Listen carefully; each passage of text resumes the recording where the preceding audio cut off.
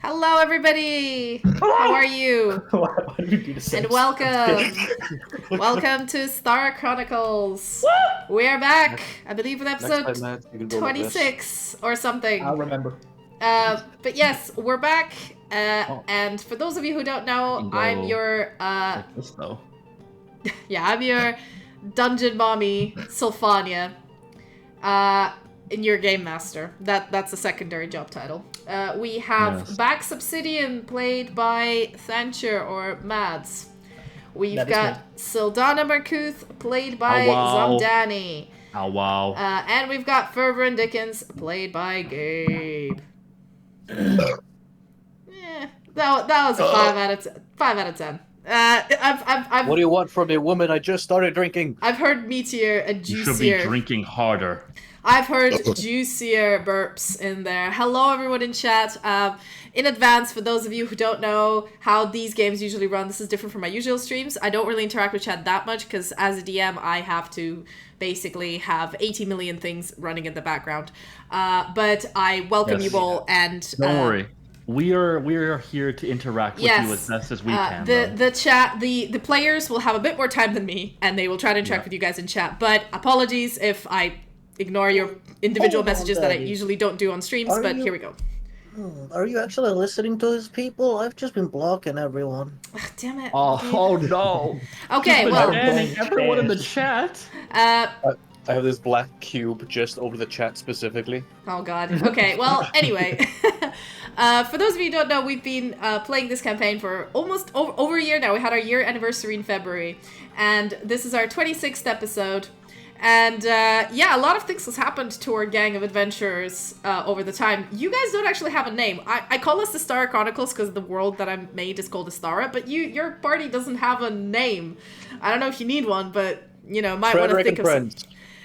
Frederick and Friends, sorry. Yes, let's call it Frederick and Friends and confuse everybody. Yeah, Frederick and Friends. Who's Frederick? He's down over there.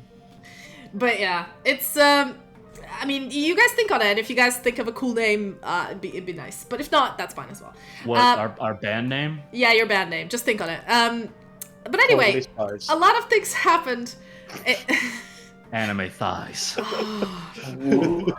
Both of these are good. But a lot of things has happened over the year that you guys have been here. You guys have come into the city. Some of you were living in the city. Some of you have just entered the city, and you've uncovered a plot of a bunch of hags who were kidnapping and eating people and harvesting their souls for some sort of nefarious purpose.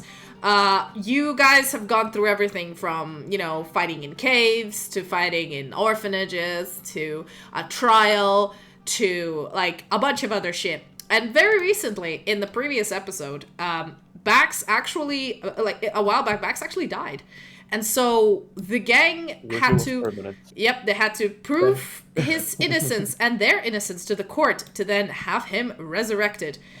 Which, very difficult. Yeah, which they did, and he is back to life. So all is approximately, hopefully, Gucci. However, when that happened, you guys started discussing that there must be some sort of a deeper, darker secret in the city than just these three hags. There's definitely somebody helping them, and Fervorand, I called you Frederick, damn it.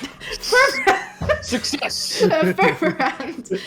You're mixing up his characters. Oh no. Fervorand and Bax basically agreed with each other that yes, we must prevent this, we must stop this at all costs.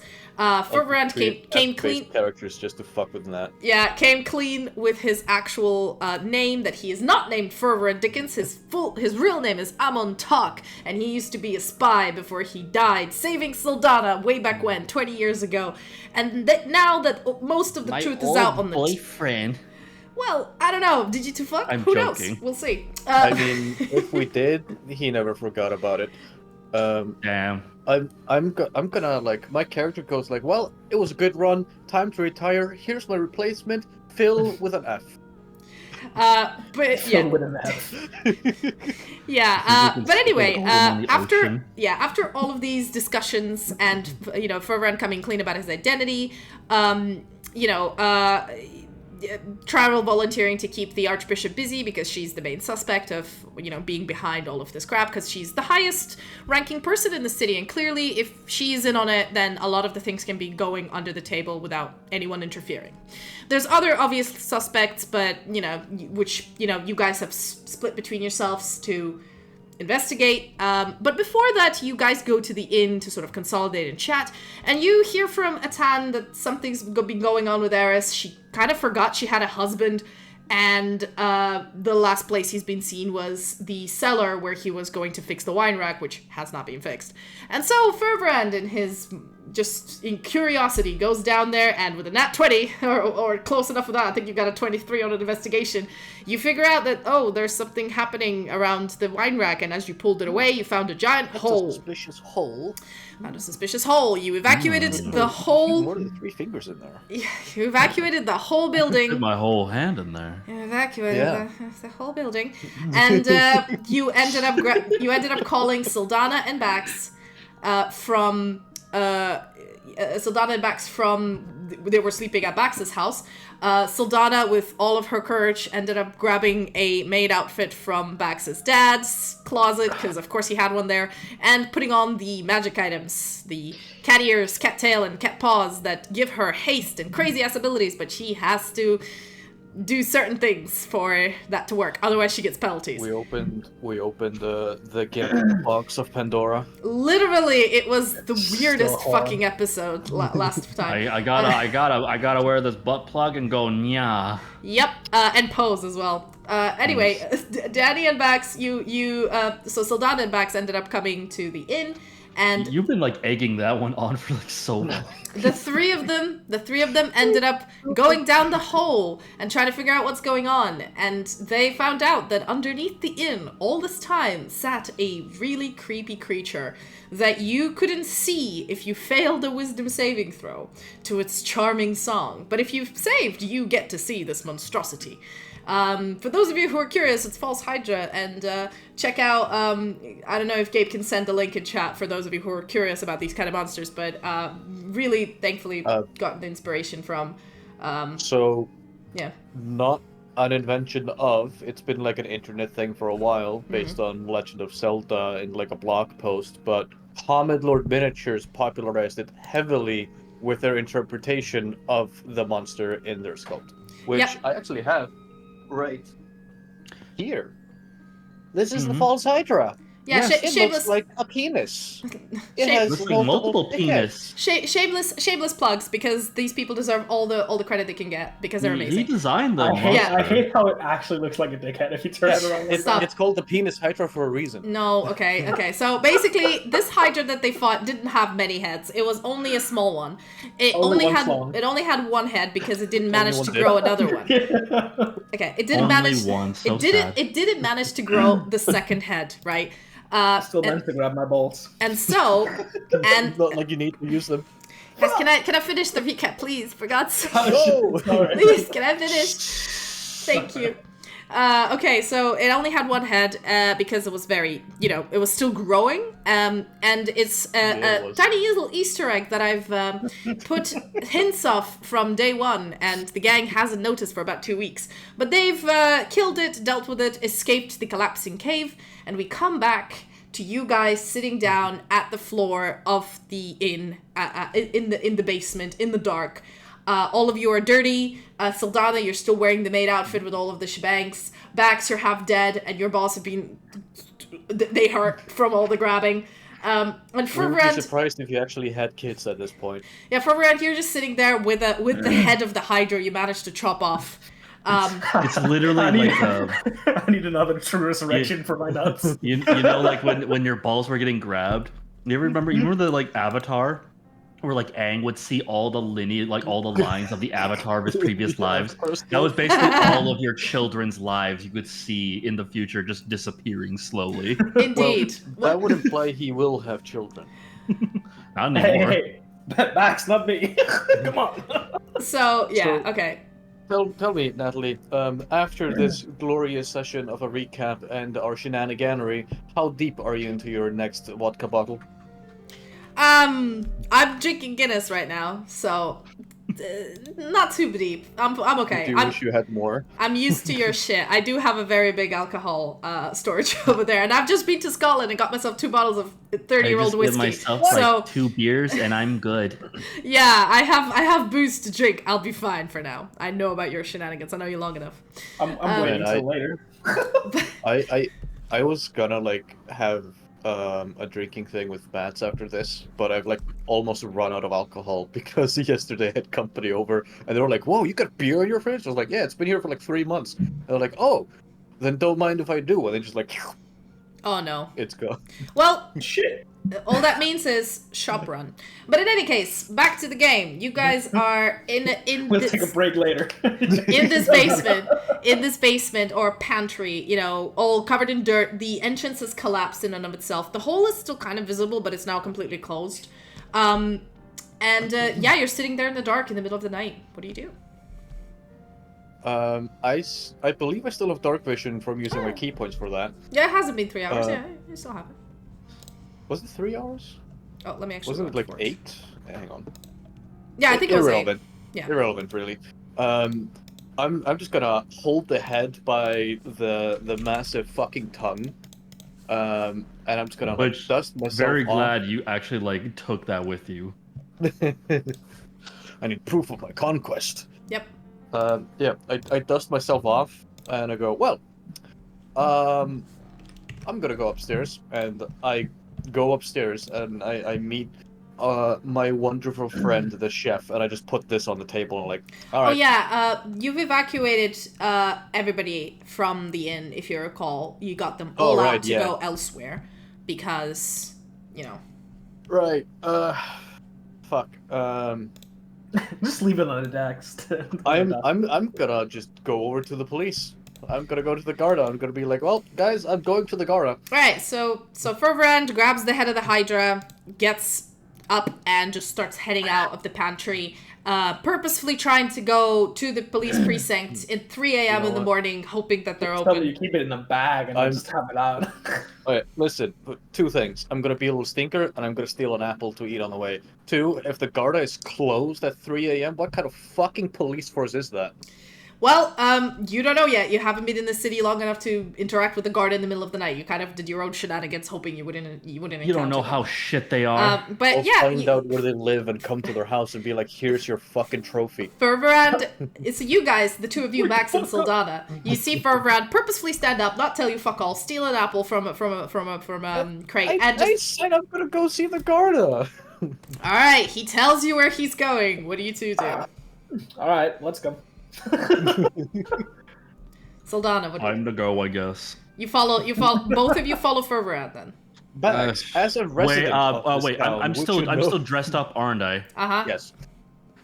I would like to go change at the most private spot that I possibly can. I mean, it's an empty pantry, but now everybody else is gone. I go in a corner somewhere and I just change. You change, and the potatoes stare at you with judgment, but you do change. You change back into your ordinary outfit and into your ordinary armor. Please take off your magical items from your character and put the ones you were supposed to back on. Make sure that one of the potatoes, there's like a little bit of vomit. Yeah, make sure that that's done on your character sheet. He's basically like a Sailor Moon character at night. Yeah, good job. Just minus the spin. Yeah, once Anyway. Bax, do you watch Sildana change or do you leave? No, of course. I'm going to fucking I'm gonna bed. stand in the corner with a plank of wood covering my face. Man, I got my binoculars. Pull out that butt plug, will you? Okay, so I'll help you. In a nutshell, Sildana, you end up changing back into your ordinary outfit. Yeah, I put back on the chain shirt. Yeah, gotcha. And okay. my clothes. Yep, and just make sure all the items are there. I trust you, and you guys leave the inn. You see that at the end Am of I the able street. to attune my bracers immediately? I'd say it takes you a bit of time. I'd say no. I'd say take them off. I had them already on, but It takes you an hour to attune. Yeah, okay, then. I'd say I'll wait wait till you get a short. I'll let you attune over a short rest. I'm nice like that. Okay. Because basically you already know you've been attuned to them before, and it's not like the first time you ever see this magical item. It's just like you're switching from whatever you had. So I'll let you have a short rest to attune, but you're currently on the move and you're going somewhere. I won't let you As a resident of this town, Yes. do you know when the police are open? You said like it's a store. I'm gonna go in there and buy a gun and shoot myself. Max, you know that the Garda, usually they do normal hours. They do some night patrols. There is night duty. So there are some Garda going through the city, but obviously the presence is much reduced because there's not that many people on the streets. You also know that there's kind of like not a prison where you guys were, but a holding cell, which is like where they get the rowdy drunks and they just chuck them in there, like you know, a regular like a holding cell that it works basically 24 hours, and it usually has it's got like 3 people working there. It's for any people who are not from the city, or, you know, somebody drank too much in the South Districts and started a fight. It's more like they're not really arrested. They're just kept there to, like, cool off, and then, you know, in the morning they'll let out. All right. So, Cool but like, the actual Garda, like, the actual precinct, you know, all of the places you've been before when you were reporting the Sea Hag and all of that, where your mom usually works, they're closed, obviously. But there are some locations that are still open in the middle of the night. Well, it'll probably be easiest to find one of the patrols coming around. Not patrols. Patrol this dick. So as you guys leave the inn, you notice that at the end of it's really quiet at the street, but at the end of the street you see you see a Tan standing there watching the inn from quite far away, and as he sees you guys emerge, he waves to you. As he waves, I'll raise the head. Yeah. He you see him kind of squint. I raise it like a 55-year-old dad that just caught like a fish. Oh, okay, nice. So he kind of squints because he is quite far away, and he's like, you see him trying to get closer to you, and he starts walking towards you. You don't see any Garda yet. Do you guys? I mean, if Tan is there, I'm gonna chat with him. All right. Be like, hey, Tan, how you doing, my buddy? You here to make me a steak? As you guys wait, as you guys wait until Atan gets over to you, he sort of starts jogging the last bit, and as he comes up closer to you, for those of you who don't know what Atan looks like, I will give you a representative image. Yes. Description is handsome. Man. Yeah. Description is very handsome. He is very handsome. He's a handsome chef of this inn. Yeah. And, He's the Jim Gordon of my butthole. And you, I mean, so far Fervent is very good friends with this half-orc, Atan Montague. And as he runs up to you, he looks down at the thing you're holding like a fish, and he goes like, okay, that is very, very crazy. What is that? Is that the head? Did you make a meal out of it? Is that the It was neck? in your pantry. Behind the wine rack. Don't worry, I made sure not to break the wine. Okay, so it's in... okay, you're going to have to walk me through this, because I've never seen anything what you're holding, and it's clearly dead, which is good, but can you tell me, like, what happened? I'm very confused. That's gonna be difficult, considering it was invisible most of the time. So, you know how you said the carpenter never showed up, whatever his name was? Yes, Eris's husband. Yeah, whatever. So I went to check up at his last known location, and you said he was going to fix the wine rack, and it turns out it wasn't fixed. And then I spotted there was a hole behind it, and when I looked at the hole, it was quite big enough to drag in a few people. Like a big hole, huh? Yeah, I alerted my 2 compatriots here. Kicked everyone out of the inn because I don't know, it might have exploded. Went in there. There's an invisible monster that probably made sure Bax is never going to have kids again, and then we Please killed don't it. remind me. And this is it. Okay. I hold the head and move the jaw, go like, "Meh, meh, meh," So as I say this.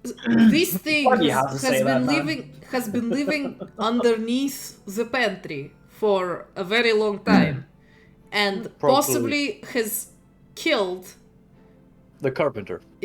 okay, it's possibly killed the door. Not possibly it did. Yes. Okay. Shit.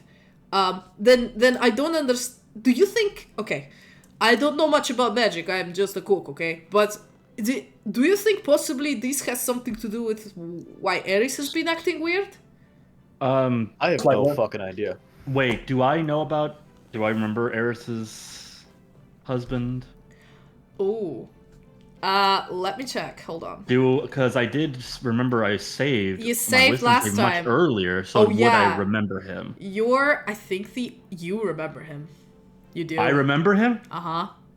Okay, then I tell him.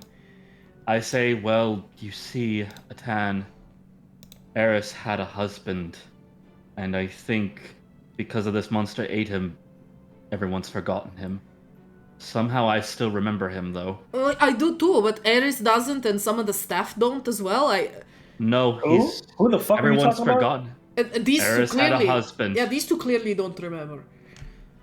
Oh, shit. Well, I would also suspect, considering it hit itself, it might have to do with something with perception in some regards, so I'm not surprised it could manipulate memory somehow. Well, I don't know if it's dead. I've just left Eris.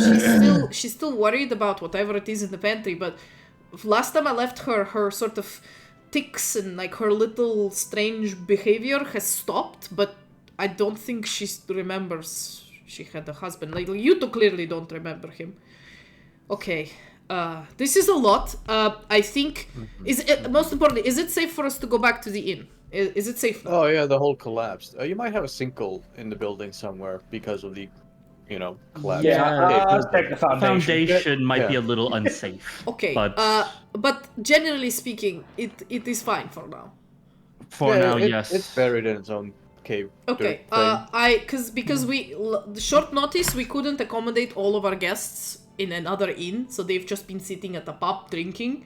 So I'm going to go and get them all back in their beds and get the staff back in and okay, cool. Thank you so much. I can't believe I was working right next to this thing and didn't know about it. I think that was the point. No, thanks. No, that's a souvenir of a lifetime. Thanks. It's way too creepy, even for me. So I'm just gonna go. Okay. Thanks, bro. And he like taps you on the shoulder for a grand. Thanks. Hey man. Thanks, bro. Anything to save my favorite chef. Yeah, man. Okay. Whew. And he turns around, still like kind of doing little shudders from like just the sight of this thing, and heads back to. I hold the head and go wah wah. The jagged teeth open up, and a tongue the length of your arm lolls out and just starts dangling. Does the face just stay exactly the same way it does? Like, as it does? I just grab the tongue and like heave it over my shoulder like, a fucking burlap sack. You just like show the face to somebody, it's just like, wah! Yeah, similar to that. As you also do this, I just give it a good old slap. Like, fuck this. You are completely abusing this corpse of a monster that has screwed you over. Well done. I'm sorry. Does it deserve respect? No, but well done. Well, you've done well. If we had ignored this thing long enough, this would have been the final boss, wouldn't of it? Maybe. I would have been short one delectable chef, so I mean, I would have absolutely gone supernova on it. Yep. I mean, the things that are working next to it are the closest ones for it to eat. For food. Hey man, I would kill for a good meal, and I just did. Only for the meal? 1 second. I'm trying to find something here. But yeah, as you guys are heading over, you notice like the streets are pretty quiet. You hear some noise coming from the pub nearby, and you see some people starting to head over back to the Village Inn. And as you guys...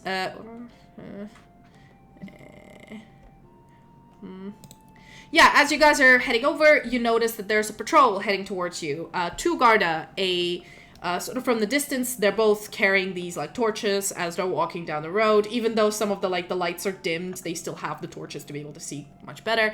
One of them, the two Garda that are familiar to you guys from the trial. So one of them is this sort of human, tall, kind of rugged looks. Well, from the distance, you can see the uniform, and you can see he's not wearing a helmet. Kind of looks human. And the other person with him is a sort of an elf. Or a half-elf, dressed as a ranger. She's heading in front of him. They're just walking around.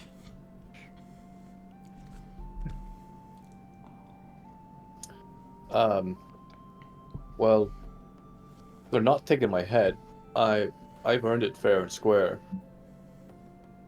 Okay. Goddamn right. As you're passing them by, heading towards the precinct, they pass you by. They sort of lean the torches towards your face, and sort of the lady asks, who goes there? Oh, it's you. Fervent Dickens, slayer of monstrosities, saver of the deep pillow winds. Excuse me, Fervent, but we killed that monster together. I mean, you are also a savior of the Deep Pillow Inn and slayer of monsters. Did you have to ruin this for me? Yes. Wait, are you three the ones that were at trial like 2 days ago? Yeah. Yep. We were back killing more monsters. Excuse me. You remember when we showed? You remember when we showed the hag head? Yeah, I You remember. love this one, and I showed the false hydra head. Ah! And all the two of them, the woman and the man, both like recoil from you, and they're just like, "What? What even is that?" And the man goes, "That is the most disgusting thing I've ever seen in my entire life." Oh, this thing killed people in the Deep Pillow. And I'm sorry? also erased your memories. What? Yeah, that. Okay. Hold on. First of all, you just got out of a trial and you're into more trouble? Cool. Anyway, how about you guys come with us to the open precinct and we, like, sort this out? Listen, Not in don't the middle blame of the us street? just because we're better at your job than you are, okay? Roll me- the lieutenant? Roll me Is the lieutenant in the office? Soldana, as you say this, can you roll me a charisma check? If you roll high enough, it'll pass. If you roll low, you have, like, the offense continues. Like, Wait, just charisma? Hold on. Just pure charisma. Wait, is that persuasion? Or... No, charisma. Just a charisma roll. Let's see how you do, Danny.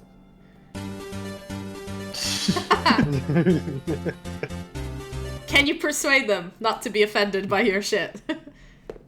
wait.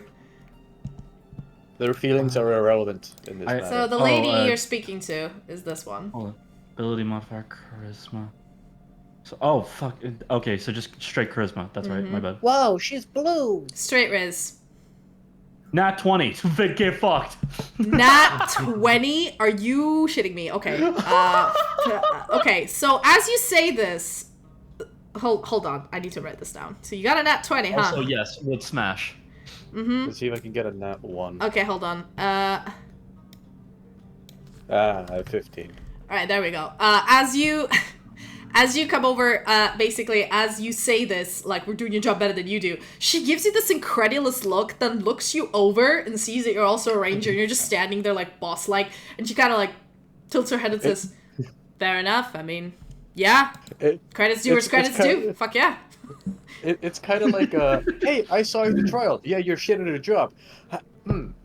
Yeah, you did legally prove that.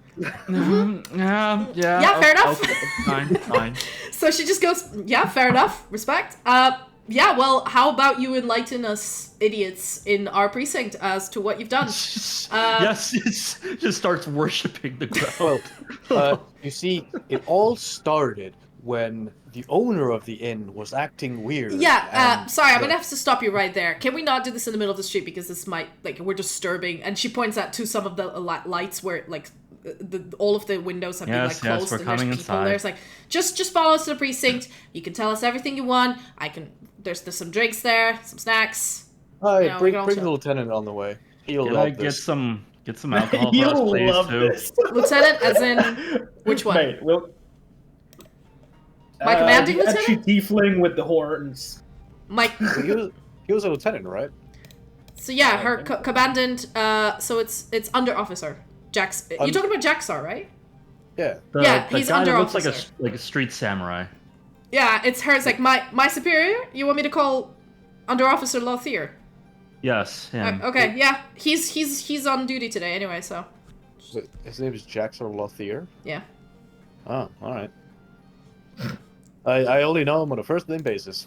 Yeah, well, she calls him under officer Lothier. It's like, all right, let's go. Just follow me. Yeah. Listen, And I drank and I hit on him. I think we're pretty close now. so as you guys head over to the precinct, pull out the button. you get into the. Are you ready for tonight, baby? You get into the holy marches, and you pass through the area. As you've been passing through these, the South Gate, where there's a lot more activity. The pubs are open. It's a little bit quiet, but it's still the lifeblood of the city. The living district is completely silent, so is the church one. The holy marches is kind of like a mix. You see some people are still training. There's a lot more patrols in here. And you guys head over to a local precinct. And in there you come in and it's literally like a room, a table, some snacks on the other table, like a cage with a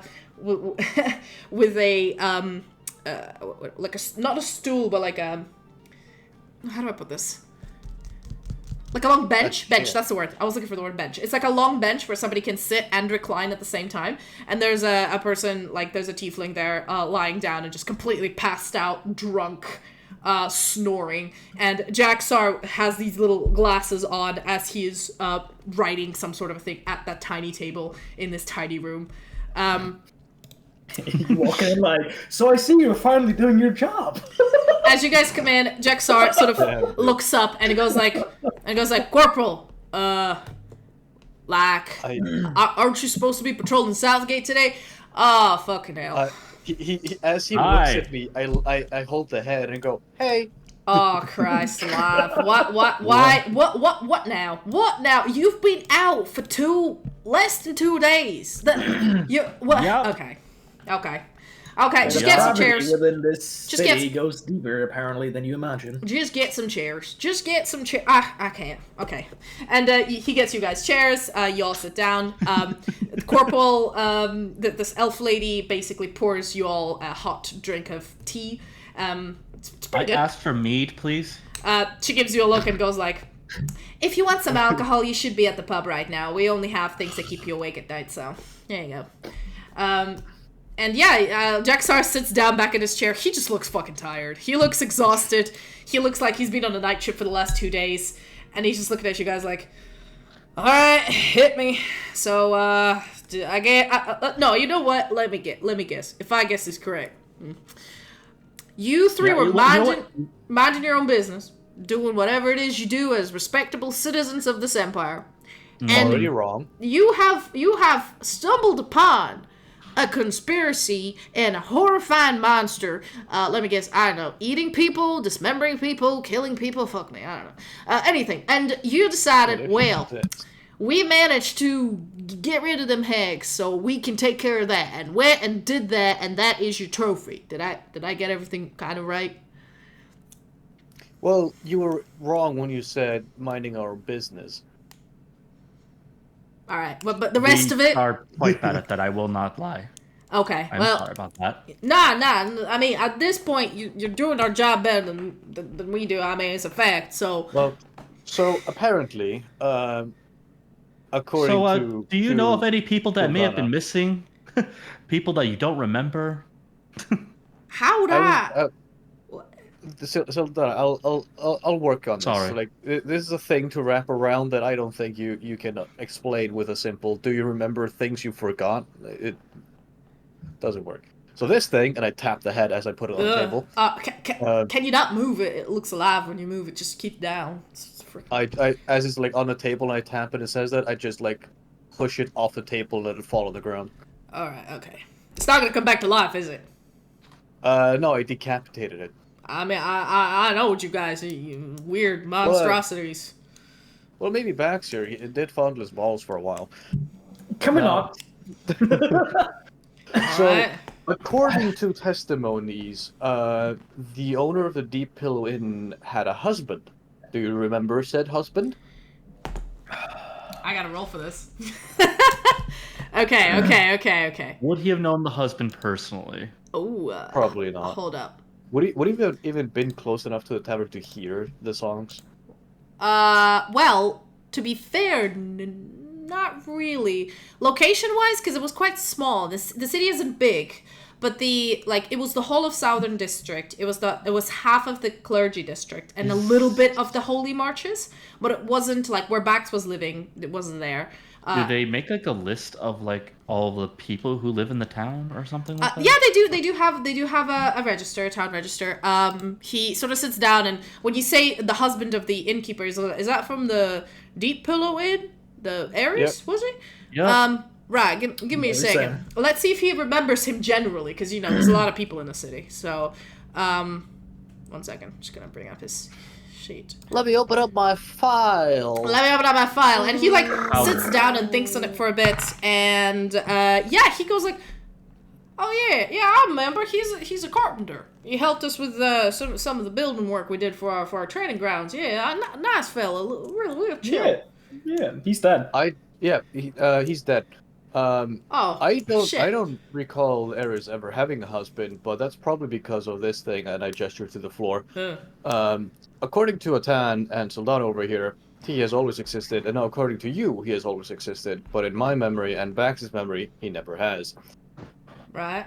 We think it may have something to do with the songs this thing was singing. Right. We can double check if he existed. There are records of all the citizens. Every year we do a census where we just say, you know, which building, how many people are living, how many of them are adults, are there any new children, you know, just to update the registers. But they're all kept at the public records office. I don't have access to them. I mean, I can request access to them easily because, you know, I'm one of the guardian, but I can't just like, they're kind of closed now because it's middle of the night. But I do remember him because he did some work for us, and I haven't seen him for the last 2 days, but I just thought he might be busy. No, he got killed. All right, okay. So do you think there could be more people that are like dead, but because nobody knows they're dead, nobody's reported them missing? You would have to cross-check the records and essentially do another census. Ah, shit. All right. You could probably limit that down to just the ones in the end. No, I mean, if there's more than one of these things, then it could be more than one house. Yeah, I'm worried. Is this thing like it's not sentient, or is it sentient? It replicate? Did specifically target Bax's balls, so I think it's sentient enough to know what to kill. Favrin? It was. I need you to stop. It was interesting how it was able to thrive in this town. Essentially, like I said, we think it was able to sing a song that was, if anyone heard it, no one was able to see this monster or even remember if they even did see it, or even the people that it attacked. I was hearing it. Wow. I mean, that, okay. I guess have an audio recording somewhere, if that's a thing in this universe. Bring a camera. Right. Well, I do not know if there's any magical recording devices in the magical universe. You're a Neanderthal. What I'm concerned about is that if there's more of these things anywhere around the city, is there a way for us to check for these things without being eaten by these things? Yeah. Do you know anything about this monster? I would say probably you're gonna have to do a census on people that have gone missing. Probably. If it was singing, wear earplugs. All right.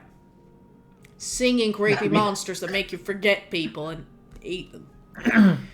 Okay. Yeah, I mean, there'd probably be a fellow story of them not remembering something, gaps in memory. So I don't know. Maybe go into some big establishments, because it seems like that might be where it thrives. Where it can influence the most people. I don't think it creates gaps in memory, because it's not that I think of a blank when I think of the carpenter. I remember. It's that I just don't recall her ever having a husband. Yeah, it's something outside. Yeah, but I mean, I think there's a difference between having the person as an acquaintance, like we did. We barely knew the lad, I think, even beforehand. I think. How much did we actually interact with him? You interacted once when he came over when Eris got attacked by moving furniture. I think it probably works similar in the way that it just completely erases the. You know how you were looking directly at the monster? I was capable of seeing it. You were not capable of seeing it. So I think it just erases the very like being's existence. Holy shit! Just from a moment in time. That sounds horrifying. Damn. Okay. And then as he is like looking down, you notice this dude, who was with the elf lady, comes like, Under Officer Lothir. I have an idea. Maybe we do have the previous year's censor that had been done at the beginning of this year after the Festival of the Veils. If we corroborate with whoever is living in the area and see if some people don't remember a person living, like, I assume it erases memories, but the writing is still there, the clothes would be still there, the property would still be there. If we find some sort of discrepancies, maybe we can figure this out, even if people forgot. And Lothier looks at him like, ask people to double check if they have a painting. And with someone they don't have. Do you remember your Chihuahua? Yeah, essentially written data, files of people is going to be your most trustworthy thing, not memory. And Lothier looks at this guy and goes, Private Selter. You trying to get a promotion? I mean, now you volunteered for this job. That's what you're gonna do for the next month. And he goes like, no, sir. I was just suggesting. He's like, if you suggest it, you're gonna do it. All right, I task you with this task. And you see this private like wanted to get some brownie points from his head officer to try to get a promotion, but instead he got saddled with this job. And he goes like, yes, sir. I'll do that. I feel like at some point there's gonna be like a husband and wife that divorced because there's a family painting of them with a child, and then he's like, I never had a son, you whore. Possibly. But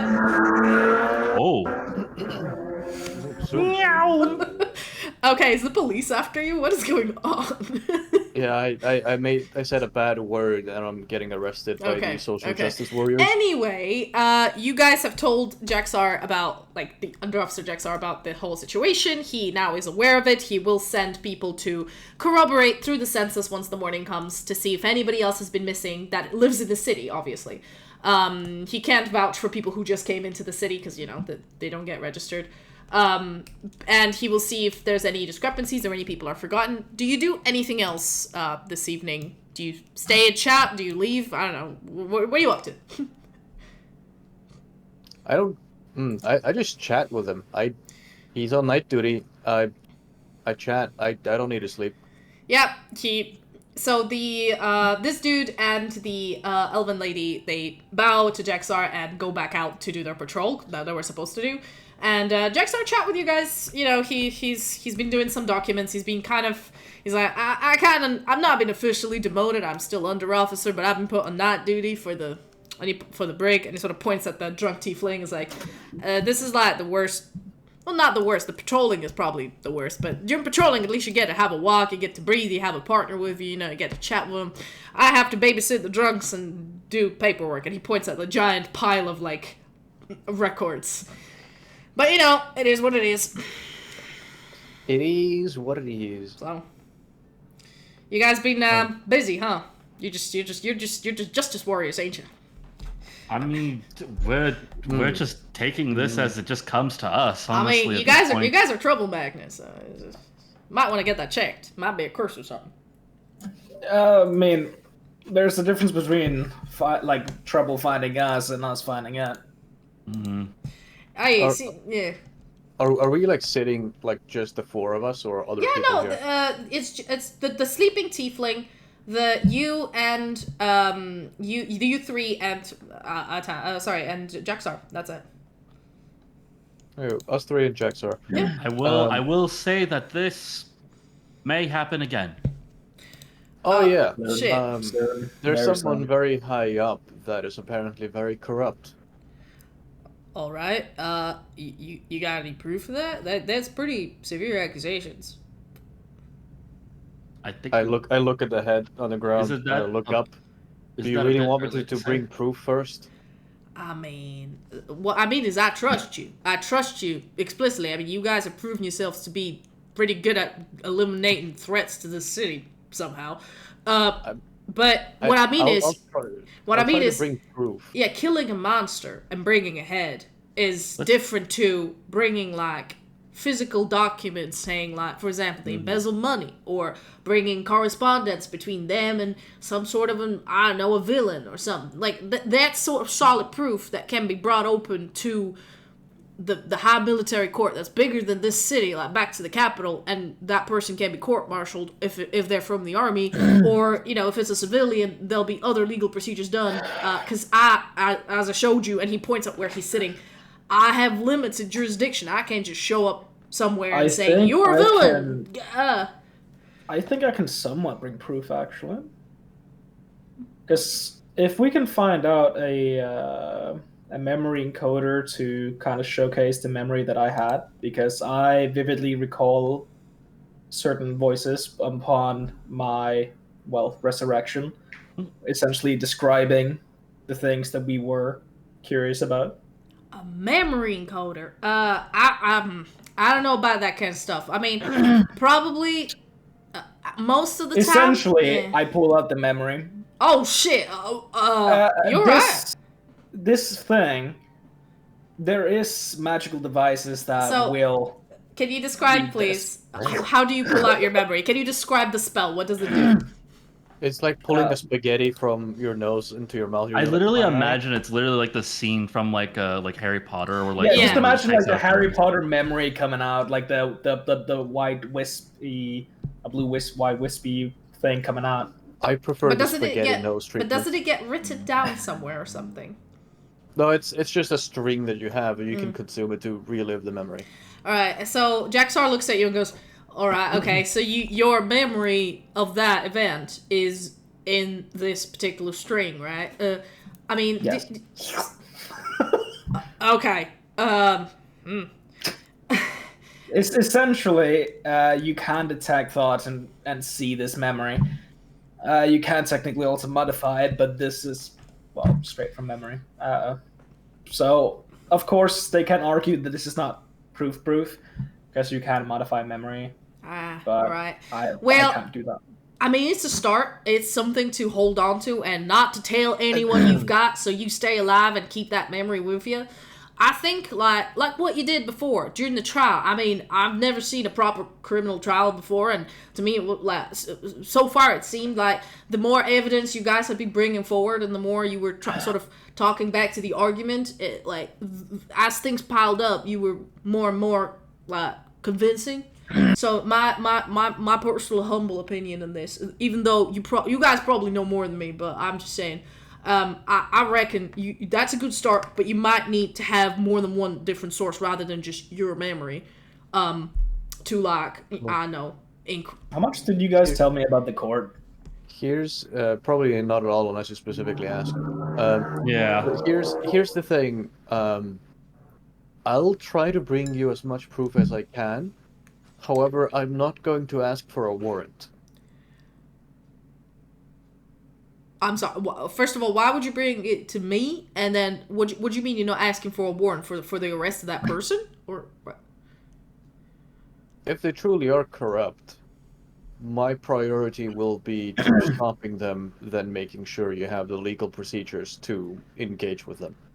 Okay. I do want to put this into the rest for you that they essentially, the thing that I heard, it was essentially that shit's already gonna break down soon.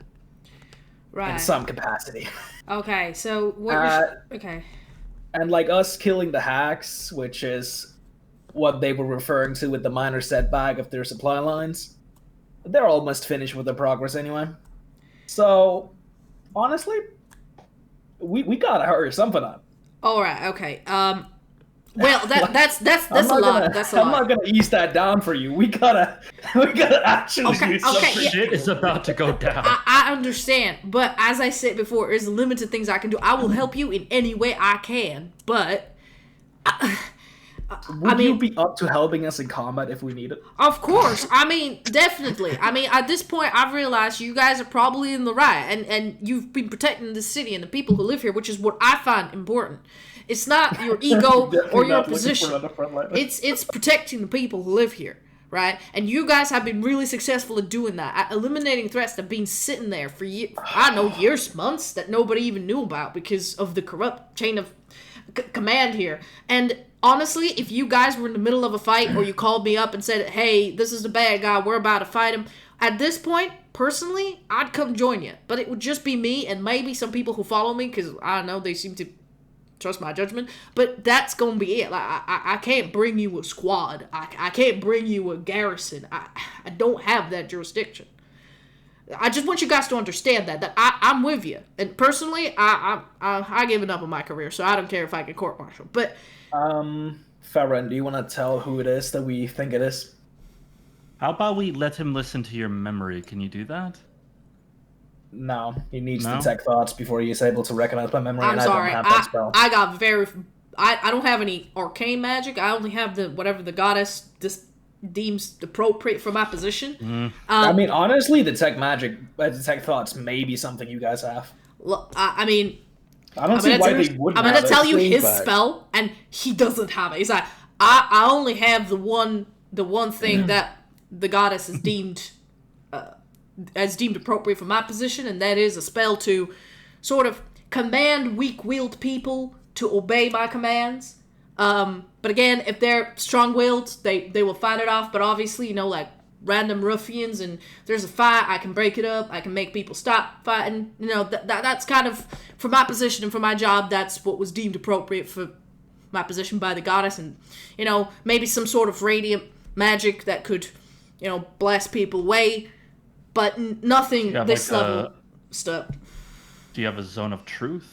Or I do not. We do. That's mostly cards on the table. That's mostly stuck with the Inquisitors and some of the higher officers, but not myself particularly.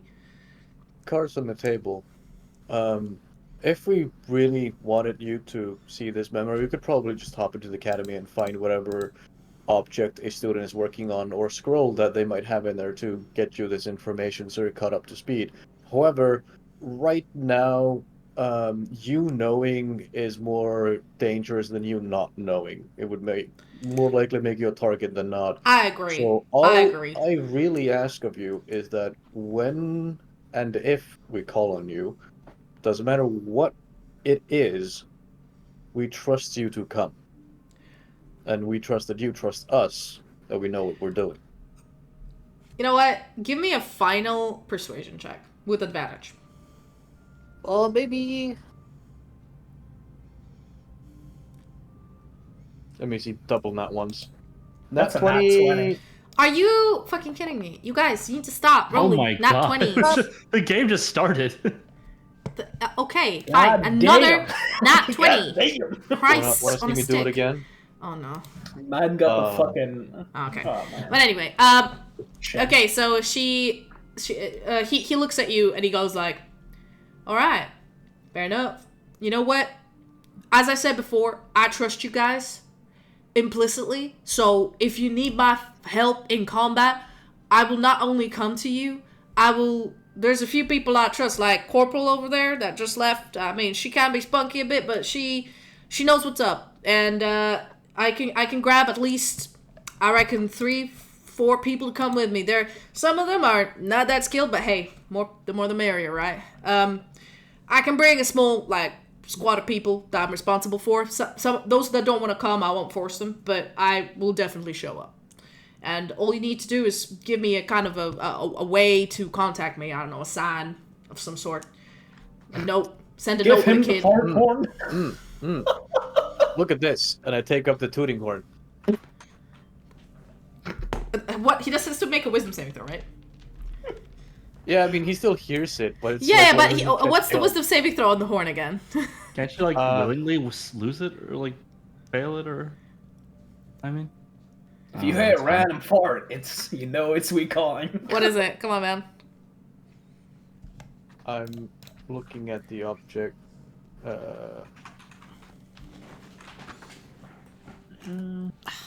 DC 18. One of my favorite dice. DC 18. DC 18. Look at it. So good. So pretty. Wow. DC 18, yeah? Yep. Mm-hmm. Nope. He's like, did you just fart in my office? But it doesn't smell. The fuck? I point to the horn, like, did you not just see me? I mean, I've seen you blow the horn, but then I heard a fart. Is that the horn? Is that the horn? Yes. Okay. Yes. That's the horn. Alright. If you hear a most random fart that makes absolutely no fucking sense and it came from your asshole, it probably is us. Alright, but how would I know where I'm supposed to go? We will fart 3 times in a row. That's the thing is, you probably won't. It's more so that if you know where we were last time, probably start there. Or at least, it lets you know that you are needed, you're a magic person, and he points at you, Max. I've seen some of the academy people. They've been sending sort of messages in their mind telepathically to each other. Are you capable of that kind of stuff? Because that would be way more useful than a fart. Unfortunately, no, we don't have that magic. No. All right. Okay. Well, I mean, maybe easiest magic. way is to alert me to that something's up with the fart horn thing, and then send like we have a bunch of newspaper boys running around the city and girls, you know, young kids who just want to earn some money. If you can like pass a note with a kid to, I'll be here for the foreseeable future. So this is kind of where I is. So if you just take it this way, if you catch on to it, it either means that we need you or somebody's going to kill you. Right. So all in all, be on alert. Gotcha. All right. Well, this was fun, but I've got a stack to get through, and my boss is currently missing. So Have you slept? I sleep during the day because I'm on night shift now. Huh. Since the trial. Yeah. I kind of got you killed, so there was an inquiry. And they deemed me responsible because I was responsible for that day, for the jail. And I'm sure Bax forgives you. You died on my watch, and I'm glad you're back. I'm super happy about that, but I still have to pay for the negligence, which is it could have been worse. Could have been fired, but my salary wasn't cut. I was just stuck in here on night shift. It's fine. I mean, it was only a death. I mean, I only died. I mean, that's the thing. It would have been worse if you weren't resurrected. I might have been just court-martialed or fired, but, this is kind of their way of, you cost us money, so now you work it off using the graveyard shift. Alright, well, if you guys don't mind, thank you for you gonna leave that? And he points at the head. What, you want to keep it? No, hell no. Keep it on the wall. You don't like our trophy? That is way too creepy. So, if you want to file a report about what was going on... Where are you going to put these heads we keep collecting? I was thinking of mounting them on the wall like a great hunter. Yes, but which wall? All of them. One on each wall on the streets. Please don't do that. Please don't do that. We have a very... Every time somebody tries to build a building in this city, they have to have it approved by the Grand Architect because it needs to look the same as everything else. Like, if the council doesn't approve your construction, you can't build shit here. So obviously, if you start nailing heads to things, that'll be a problem, right? For the... Jackson, I was kidding. Oh, it was right. A jest. Sorry. I'm still adjusting to the night shifts. I'm sorry. Just relax. Just do your thing. I'll probably throw it somewhere for study. Most likely, I would say the Magic Academy, but even that is kind of iffy. I would throw it somewhere where hopefully the effects of whatever this monster did can be undone. I'm still carrying the hag's head somewhere. Well, all right. So I'm gonna send Private Selter to do the census because that's a very manual job, and he volunteered, so he's gonna do it. Meanwhile, I'll try to look through if I see anything suspicious around the city. Something I've basically dismissed before. I'll be on high alert, and I'll tell you if I find something. And I'll be waiting on that fart call. Yeah. 3 farts in a row. Mm-hmm. It'll sound random. It doesn't have that many charges. It does have like... If I hear a random fart that doesn't smell, I'll figure out it's you. All right. Mm-hmm. On that note, you guys figure out that the dude has to keep working, so you better leave. It's already like morning. You guys are super tired. You only had like a little bit of rest. It's around like 5 a.m. I look over to Fervent. I'm like, Fervent, should we buy a home? Then we have somewhere to put these heads, Is the person that gave us like drinks still like? Do we see them on the way out? The person that gave us like drinks and food. Oh yeah, no. She and the private, they've left to continue their patrol. Oh, okay. Because they took you to the precinct and went back to where they're supposed to be. Okay. I can't make that trauma then. No. To answer your question, Sultana, we can probably get a home if we wanted to, but I don't plan on staying here.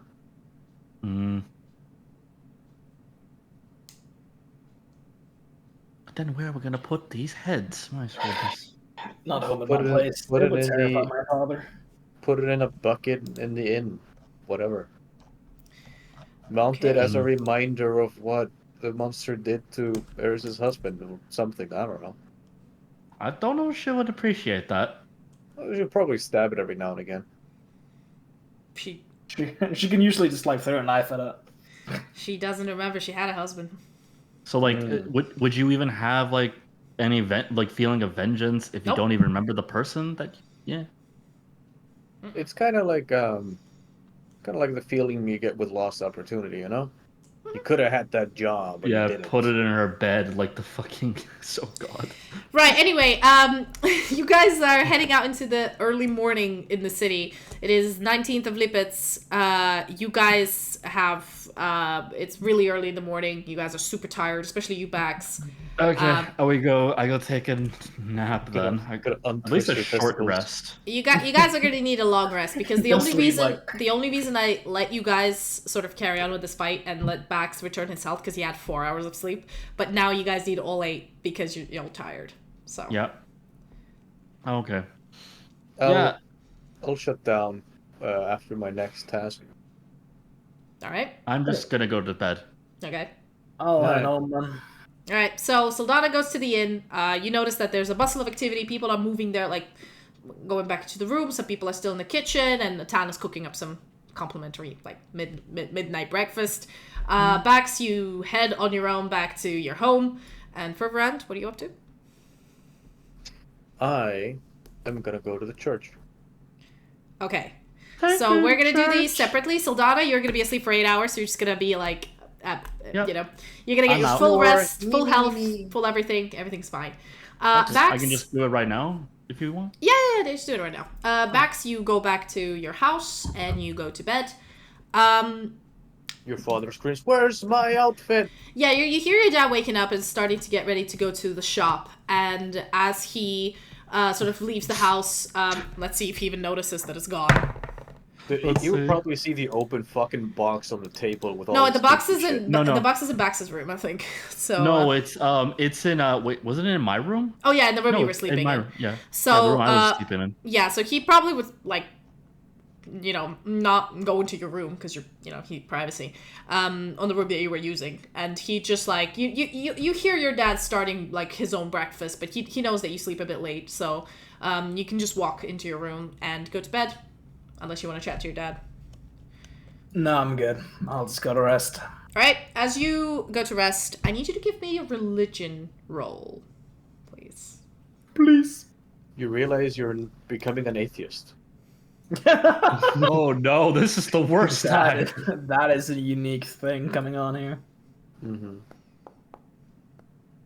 Well, that's a 24. Nice. By the way, if you remember, Bax, you have -4 to all of your skill checks or something because you died. So 30. Sorry, return. Well, what did it? Raise dead? Yeah. Just to double check, because with raise dead, which was the spell that resed you, because it's not revivify. I believe you get -4 penalty to all attack rolls, saving throws, and ability checks. And now that you haven't actually had a sleep, so it's not -3, so it's still -4. Yeah. But yeah, it is a 20. You rolled pretty high. Okay, finally I can get some stuff done here, because you've been rolling really badly on your religion, so... He's not very religious. Yeah. Man. Let me check. Gotta find God again. He's praying to God his nuts are gonna be okay. Right. As you're sleeping, you close your eyes and you're back into the fog of talking to your God. You now, unlike the previous times where you were like when you wanted to speak to him, when you were like looking to commune, you couldn't reach him for some reason. And then at some point you manage to, in this fog, you feel a certainty that you know what's going on. So you end up going over and heading straight towards the pool. The lake at which you speak with the Whispered One, your deity. And the Whispered One, as you enter this like transparent pool and the sky covered with stars, you see this hooded figure standing with his back to you, looking up into the sky. And yeah, what do you do? I have returned, my lord. finally. I'm afraid. Hello, Shadow Daddy.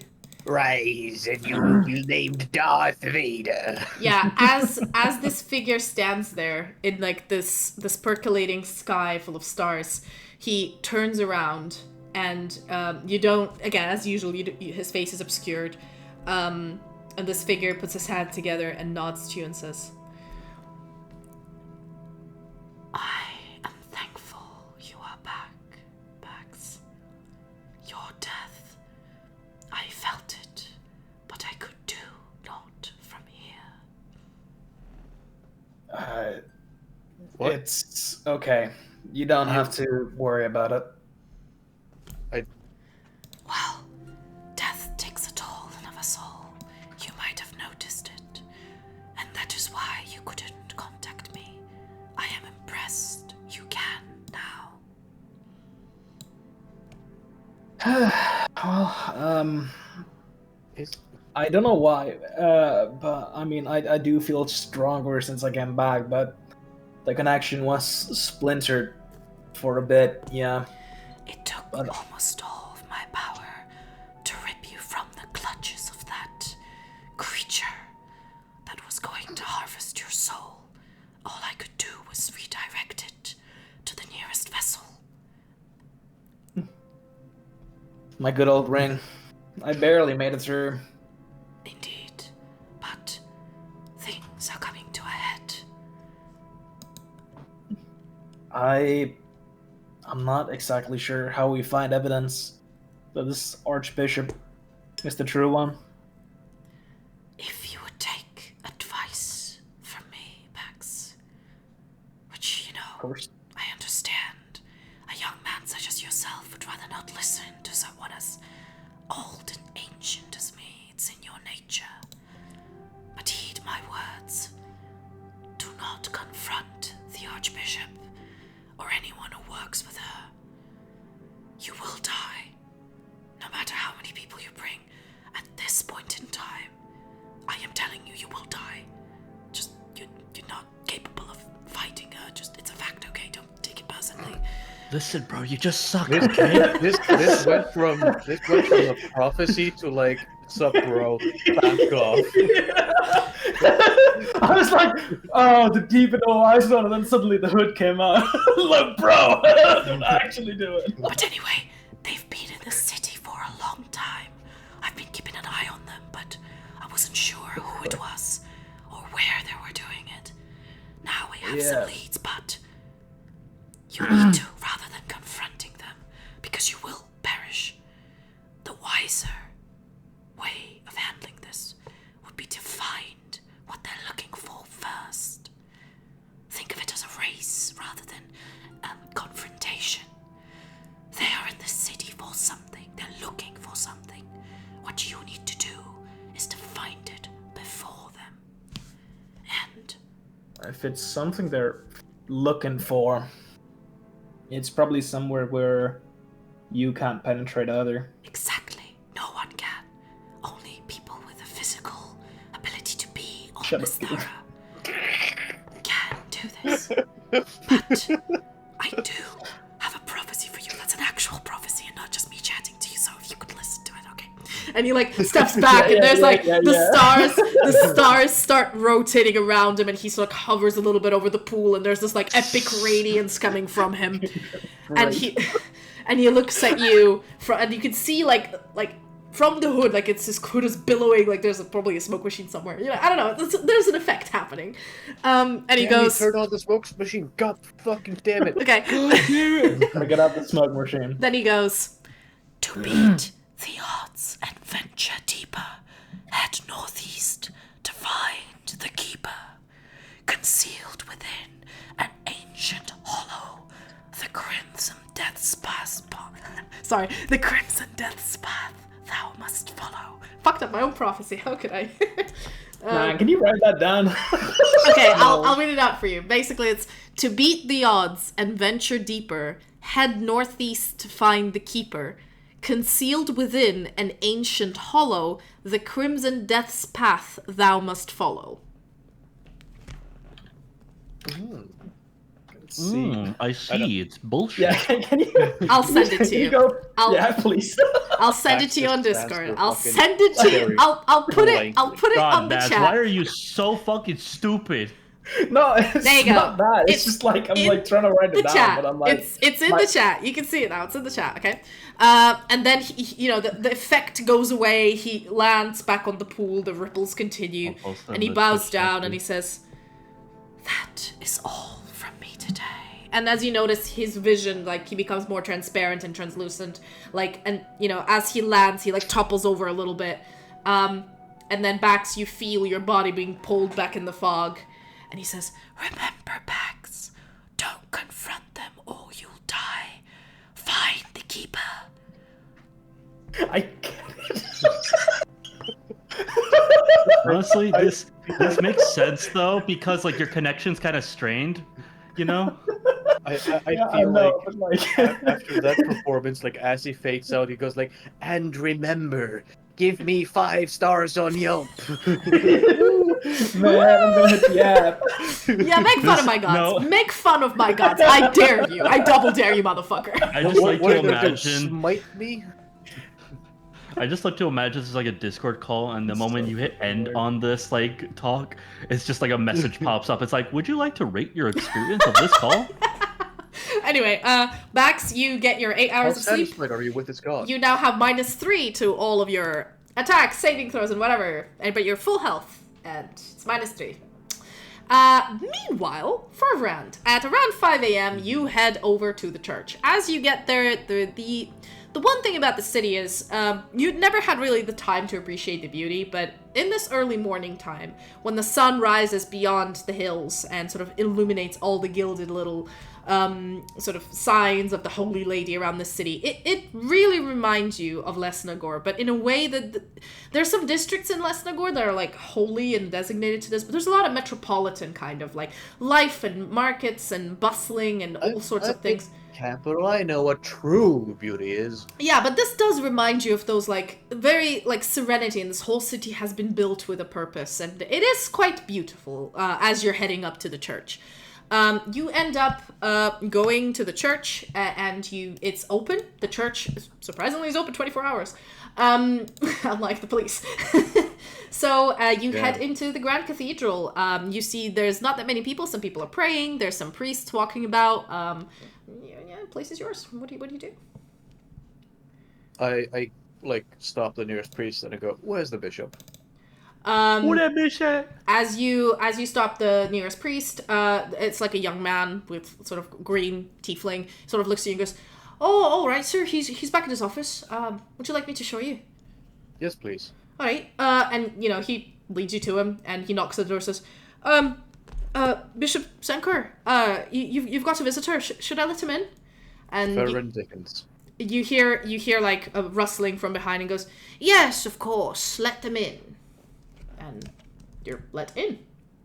Mm-hmm. Yay! I put the head on the table. Okay, hold on. So for those of you who are curious what he looks like, this is a bishop. Oh, is he here? Hold on. I'm trying. Yeah, here we go. This is Bishop Sarah. He is a gnome priest who is currently sitting at his table, very tactful. hands down, like hands in front of him, as you plop the head of this monstrosity. He's just like he's a cute little gnome man, and Yeah. You see he's enjoying his day, or he's doing his thing, and just He woke up, saw the sunrise, and was like, "This is gonna be a beautiful day of yet another day of and worship." then Chonk. So as you've plopped the head right in front of him, he goes, goodness, what? Oh, he won't bite anymore. What is this? He takes a quill and like pokes the head and goes, "Ugh. Is this is this a severed head?" Monster. Yeah, this is a severed head of a monster we killed. Babe, you're not there, you're asleep. I'm asleep, yeah, This okay. is for Rand. Yep. Accurate. Alright, for Rand. What do you say? Now, you're religious, I'd hope. I mean, Knowing that, yes.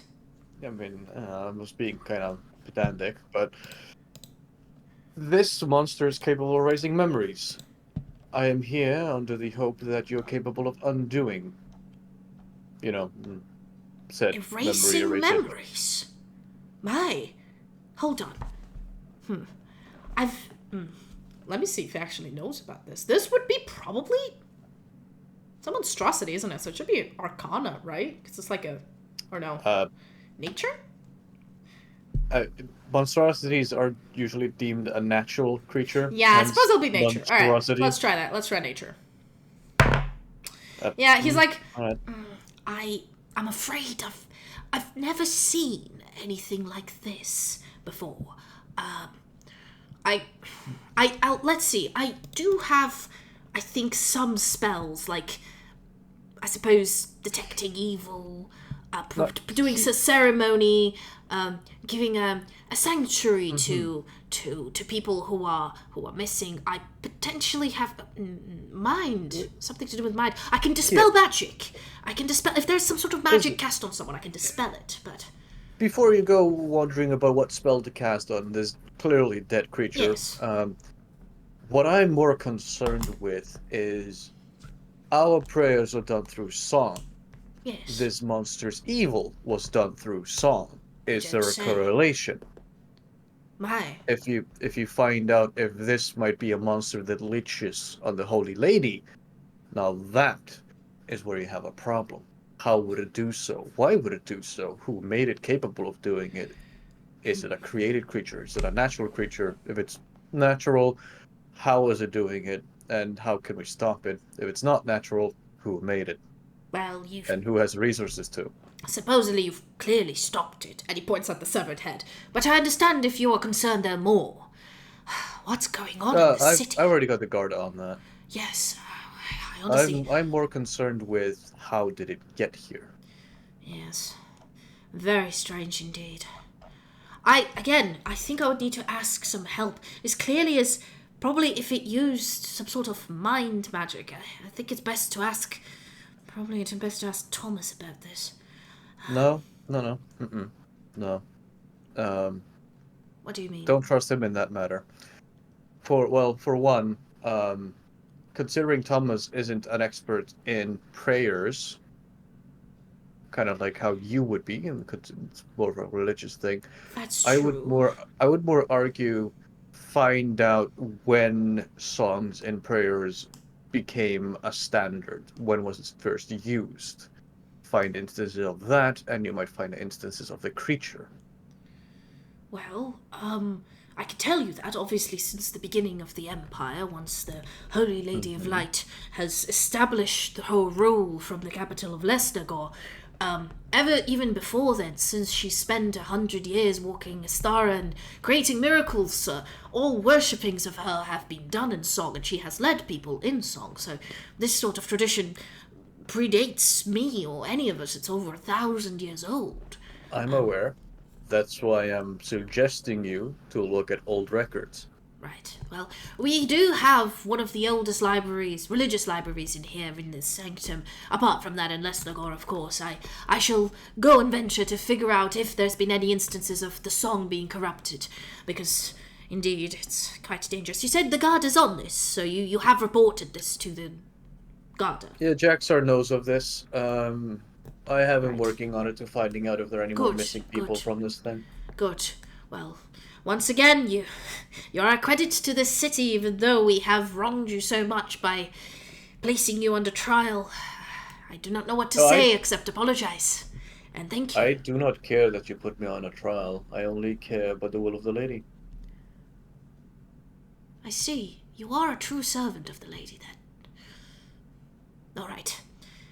I shall endeavor to... And he, pulls the head. The head is huge, and he is tiny. He's, trying to pull it towards him. He's like, I will endeavor to... Are you leaving this with me, or do you want me just to check the records? Or Well, I don't think you want to keep it with you, but in case you might have to investigate the head further, it's probably easier for you to have it than have to call on me to bring it to you again. All right. I will liaise with Under Officer Lothier. I assume that's who you meant by Jaxar. It's quite a rare name, but yes. I shall liaise with him. You might also want to stop it from decaying more. Oh, yes, no, of course. And he touches it and does gentle repose. And he goes yeah, that's easy.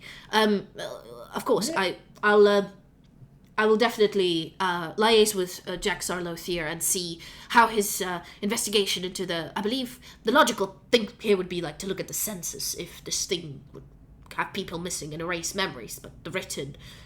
That's what they're doing right now. Yes, yeah, that would make sense as the most logical thing. I will liaise with him and see what's going on while I'm looking for this. Thank you so much for bringing this to my attention. I wasn't aware of this. Where did you find this creature? Deep Pillow Inn. It killed Eris's husband. Oh gosh.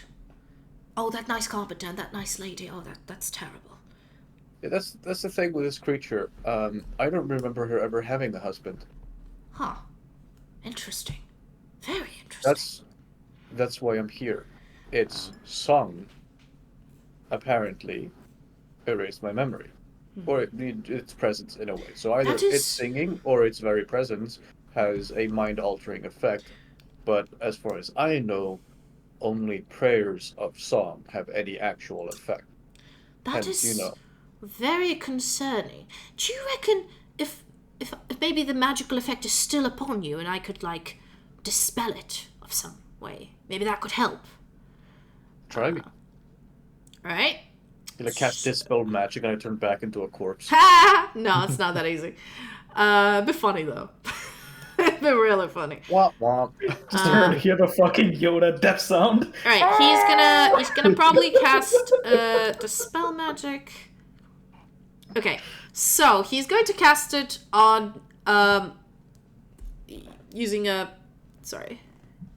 X-level spell slot. Yeah, he's going to use a 4th level spell slot, and he will just touch your shoulder, and you feel the light of the lady. And one thing is, again, you've seen him cast magic before, and with Bishop Sarah, you can sense the similar magic from the lady coming from him. So he is, because you can kind of tell when sort of a magic has a certain feel when it's cast on you. Some of it is very sinister, some of it's like lightning kind of thing, some of it's holy. You can feel the holy magic sort of affecting you.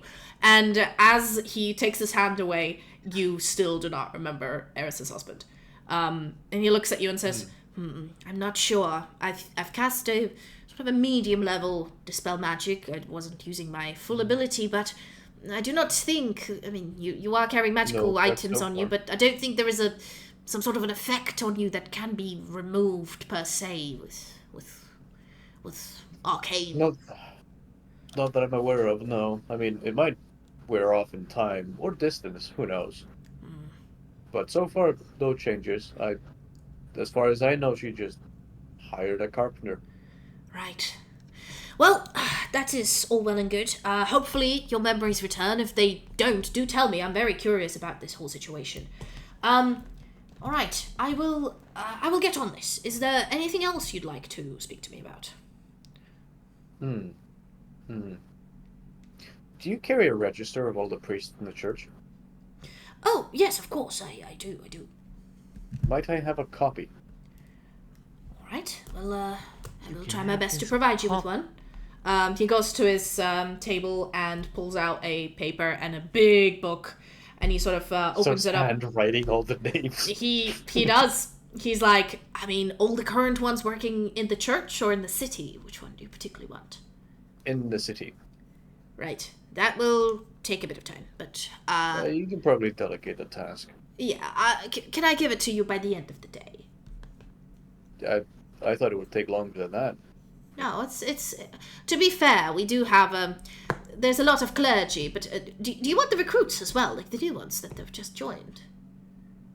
Because that would take longer. We do get quite a bit of recruits. What I meant was, like, more members of staff that has passed the training and have been serving in the church. Let's start with members of staff. I don't think the recruits would be any indication. If you have an odd recruit that failed for one reason or another, we don't usually have the tendency to fail the recruits. What we do is when they're religiously not mentally or physically not prepared for the task, we just give them more time to prepare. We basically accept almost anyone who comes to the Lady's Light. And also, as you know, by her scriptures, we are all equal in her light. We cannot find an odd person. Well, it's just eccentricities, but we're all mortals. I don't mean it that someone's having a bad day and gets fired. I mean if a recruit suddenly starts murdering people. Oh, Well, we would probably notice that. Yes. Yeah. I don't think there were no cases of that off the top of my memory. I would honestly know, and we haven't had cases of mad murder, so I can tell you now we've not had cases of that ever. No, but if you do recall an extreme case for a recruit or a member of staff, right, let me know. Of course, I will. I'll go through the records. Maybe there has been some sort of an internal investigation, but I wouldn't get your hopes up. It's been pretty calm around here, to be fair. Well, I gesture to the head. It always seems like it is. Indeed. I will double check. Is there anything else I can help you with? No, I've already given you 2 very large tasks, and I think a third one will probably break your back. Oh, I live to serve. Well then, go with the lady's blessing. May the lady's blessing be upon you, and I take my leave and go back to the inn. Great, and I assume you go to bed or sleep. Yep, I'm gonna. I have a little shadow to talk to. Oh yeah, okay. We're gonna take a quick 5-minute break to refill our drinks. Do the whatever, blue, something else. Bye. And we'll come back. For something after this. Yeah. We'll time skip a little bit to get you guys involved. But yeah, so 5 minutes, maybe less, but we'll see. And I'll see you guys in a bit. I'll see ya.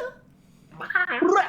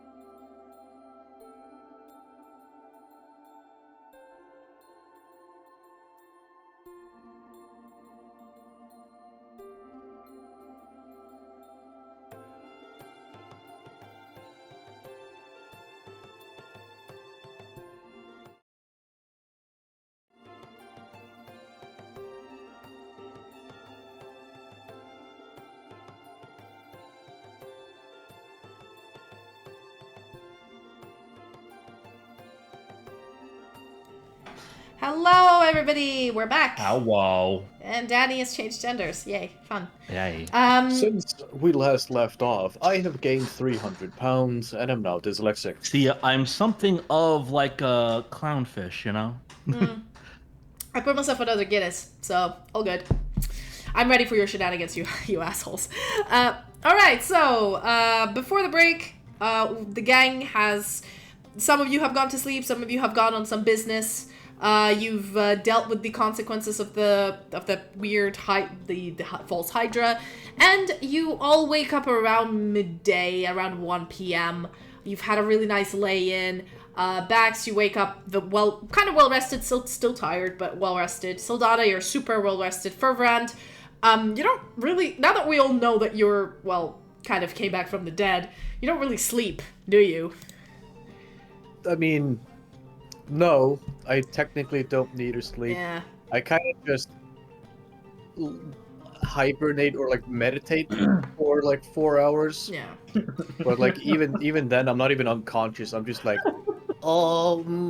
Yeah. So our dude here wasn't actually sleeping. But you guys are all done with all of your rest. So Fervrand and Sildana are at the inn. Bax, you're back home. You've traumatized me, Gabe. What do you do? how have we traumatized you, Baz? How have you traumatized? The reason why, like, when you said you were meditating, I imagined Astarion in our Baldur's Gate campaign, and you know exactly what I mean. Okay. You know exactly what I mean. For context, we're doing an honor mode run, and to piss Mez off, I have Astarion in my party, and he's completely nude all the time. Stick out for the homies. That sounds like fun, but so he's just sleeping with his like hands in his meditative state, naked, and it's always like with the fucking balls towards the camera, and I'm like, why? I'm glad you two are having fun. However, what do you do when you wake up at the Imagine inn? Favreau doing the exact same. Yes, he meditates naked, but then he puts on his clothes and he leaves, and he finds Sildana downstairs having lunch. What do you do? Wanting to wash your head. I asked for the breakfast platter. Yeah, Atan is more than happy that you've sorted this fucking problem out, and he's been serving you food. He's like, don't worry about payment, you know, it's free from me. I mean, next person would have been me or my poor boy Michael here. I mean, the poor kid hasn't even gone to culinary school yet and known what horror is, you know. I can't... Do I remember the beggar? Oh. No, you do not. You have failed many a saving throw from then. Alright. And he has been erased from your mind. So Atad looks at you and goes like, so yes, I'm super thankful for fixing this for me. So no, the food's on me. I mean, Eris will probably corroborate. She won't remember why, but the food's on me. Well, that's mighty kind of you. Of course. I have informed the Gada, so you're probably gonna get a knock on your door at some point. I mean, yes, I know. For whatever use they are, but okay. Hopefully. Well, it's for a census, so Jaxa remembers Eris's husband. So yes. does the bishop. Mm-hmm. I and Bax do not, so we're gonna do a census, and they're essentially gonna confirm if their people recall all of their family members, and if not, we know they're a victim. I understand. Good for you. Good idea. I'm gonna go back to the kitchen. If you need anything, just tell the staff. It's on me. All right. Good luck. Yes. Oh no, nothing. Okay. And he heads back into the kitchen to cook. You guys have a very nice lunch, and what are your plans for the day? What do you plan to do? Where could I go find a tailor? Oh, there's plenty tailors around. A special tailor for the maid outfit. Special There's girl. so that's the thing. There's plenty of tailors in the main part of where you guys are staying in Southgate. That's where all the merchants are. That's where oh, you know what?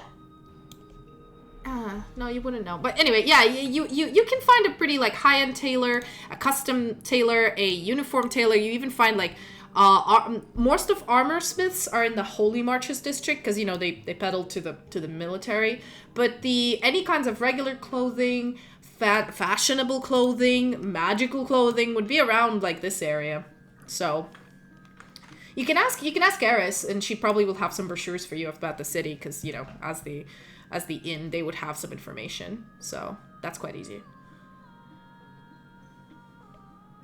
Okay. So then, yeah, I would go out and I'm essentially gonna just get something a little bit better than what I have, I guess. What do you mean? Armor-wise or the maid outfit?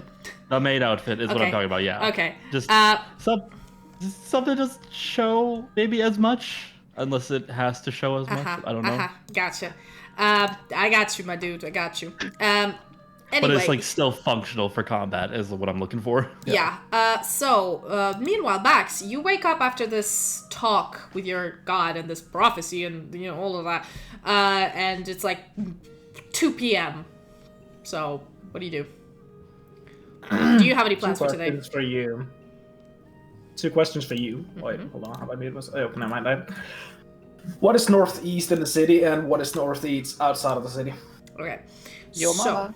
I will get back to you on that real quick, just to double check something. Oh my god, really? Are you kidding me? I'm trying to use the lore finder, and it's like, oh, there's an error in this entry, and I'm like, oh, for fuck's sake.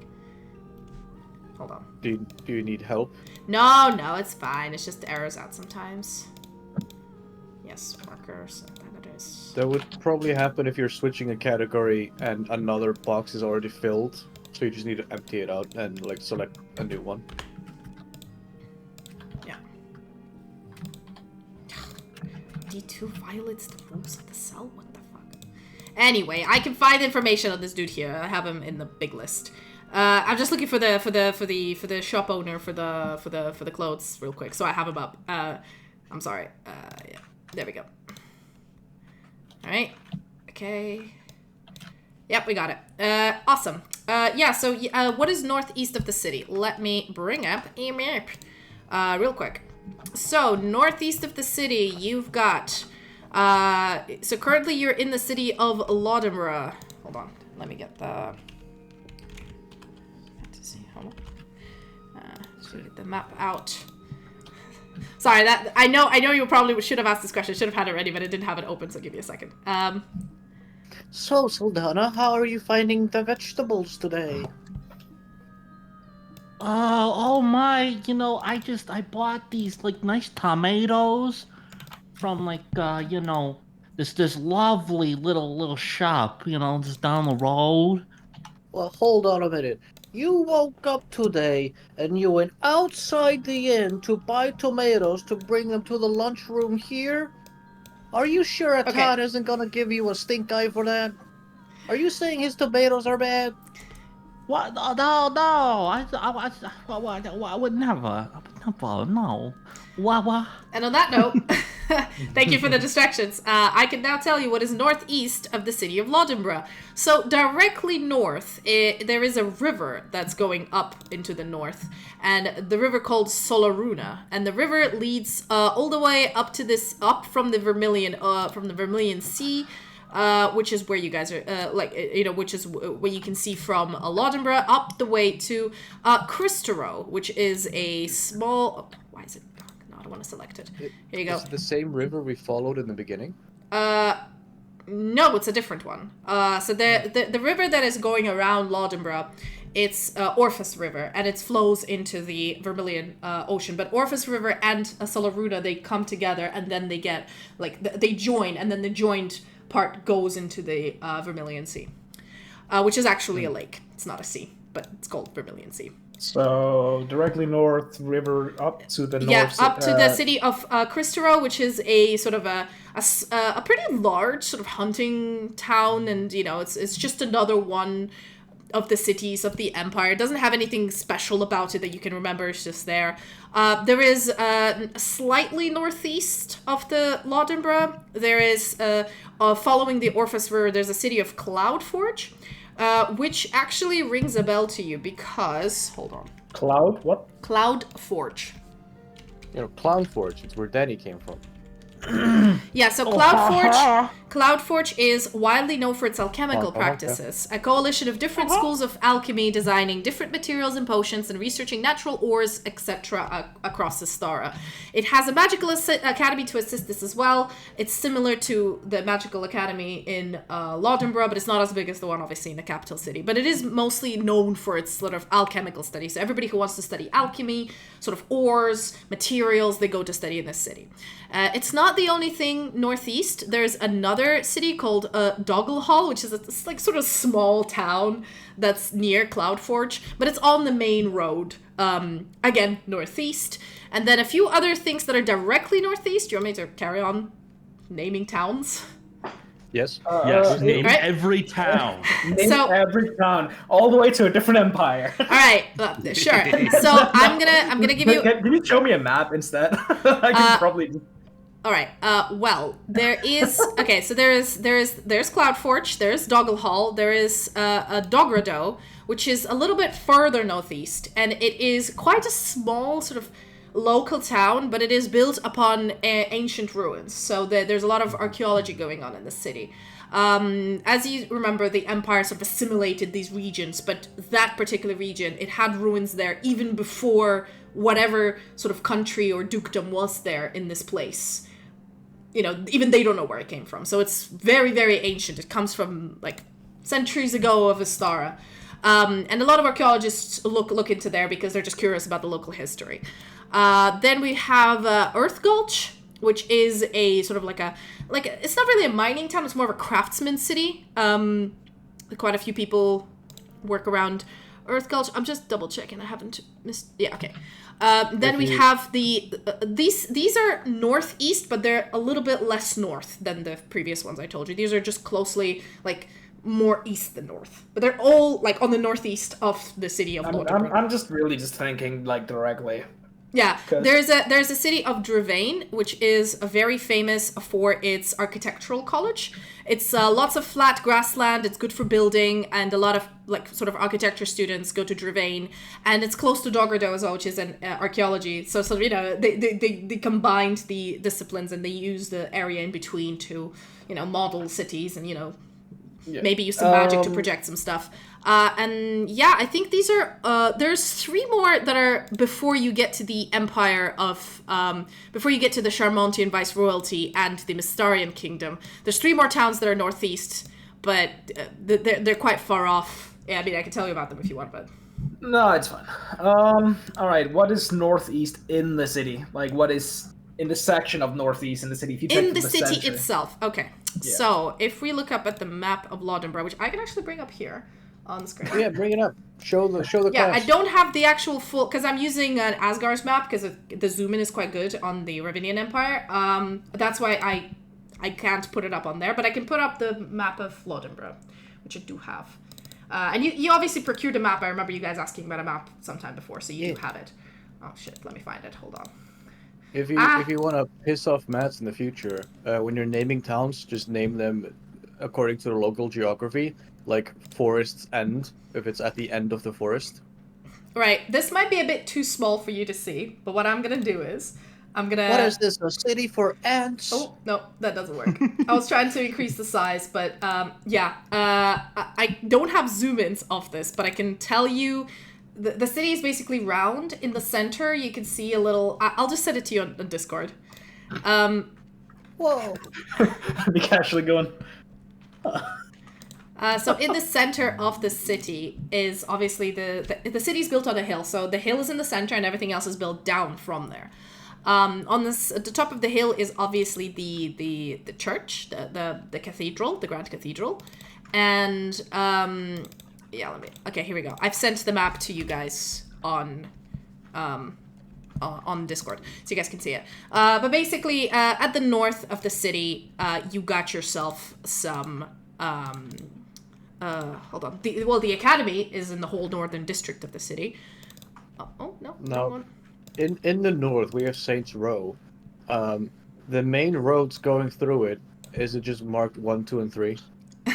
No. The roads, they usually here they don't really name roads. They call them by district, and most of the people don't go to Saints Row unless they want to. I know where the joke came from, but most of the people don't go to Saints Row unless they want to study magic or are students there, and it's quite easy to find the towers by which the students study.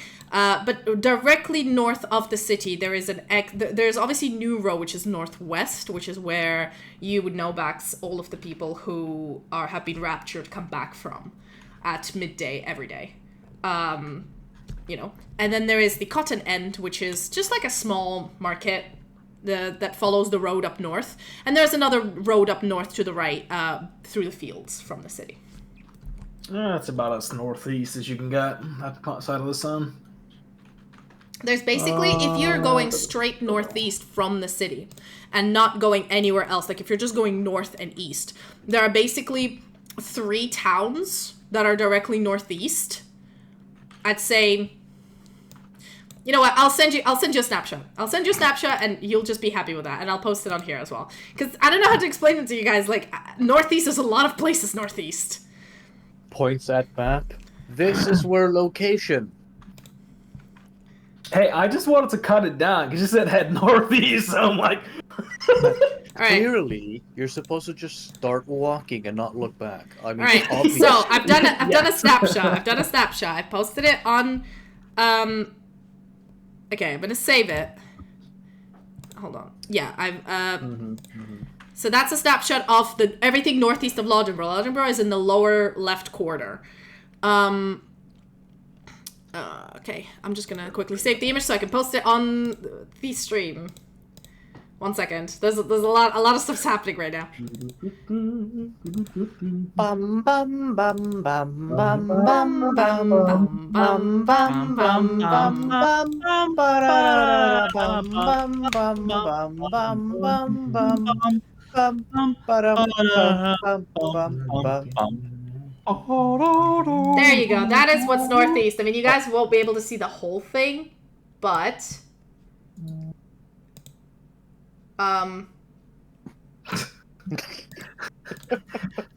Yeah, it's fine. I've sent it to you on Discord, okay? I don't know what you want from me. I'm looking at it. Mats is clearly undermining your authority as a DM, and I think you should smite him with lightning right now. Absolute bastard. What? Did I actually get the blame here? Thank you, fuck. Mats, you take let's see here. How much damage do you take?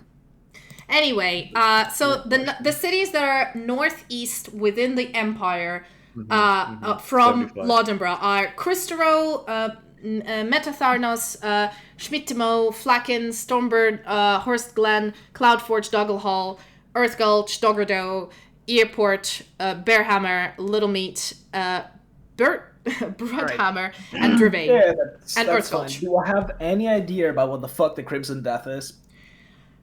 Give me a history check, please. Oh god. Well, all right, Matt. Let me give you some reasoning to this as well. We're looking for an old place that has death in it. 17.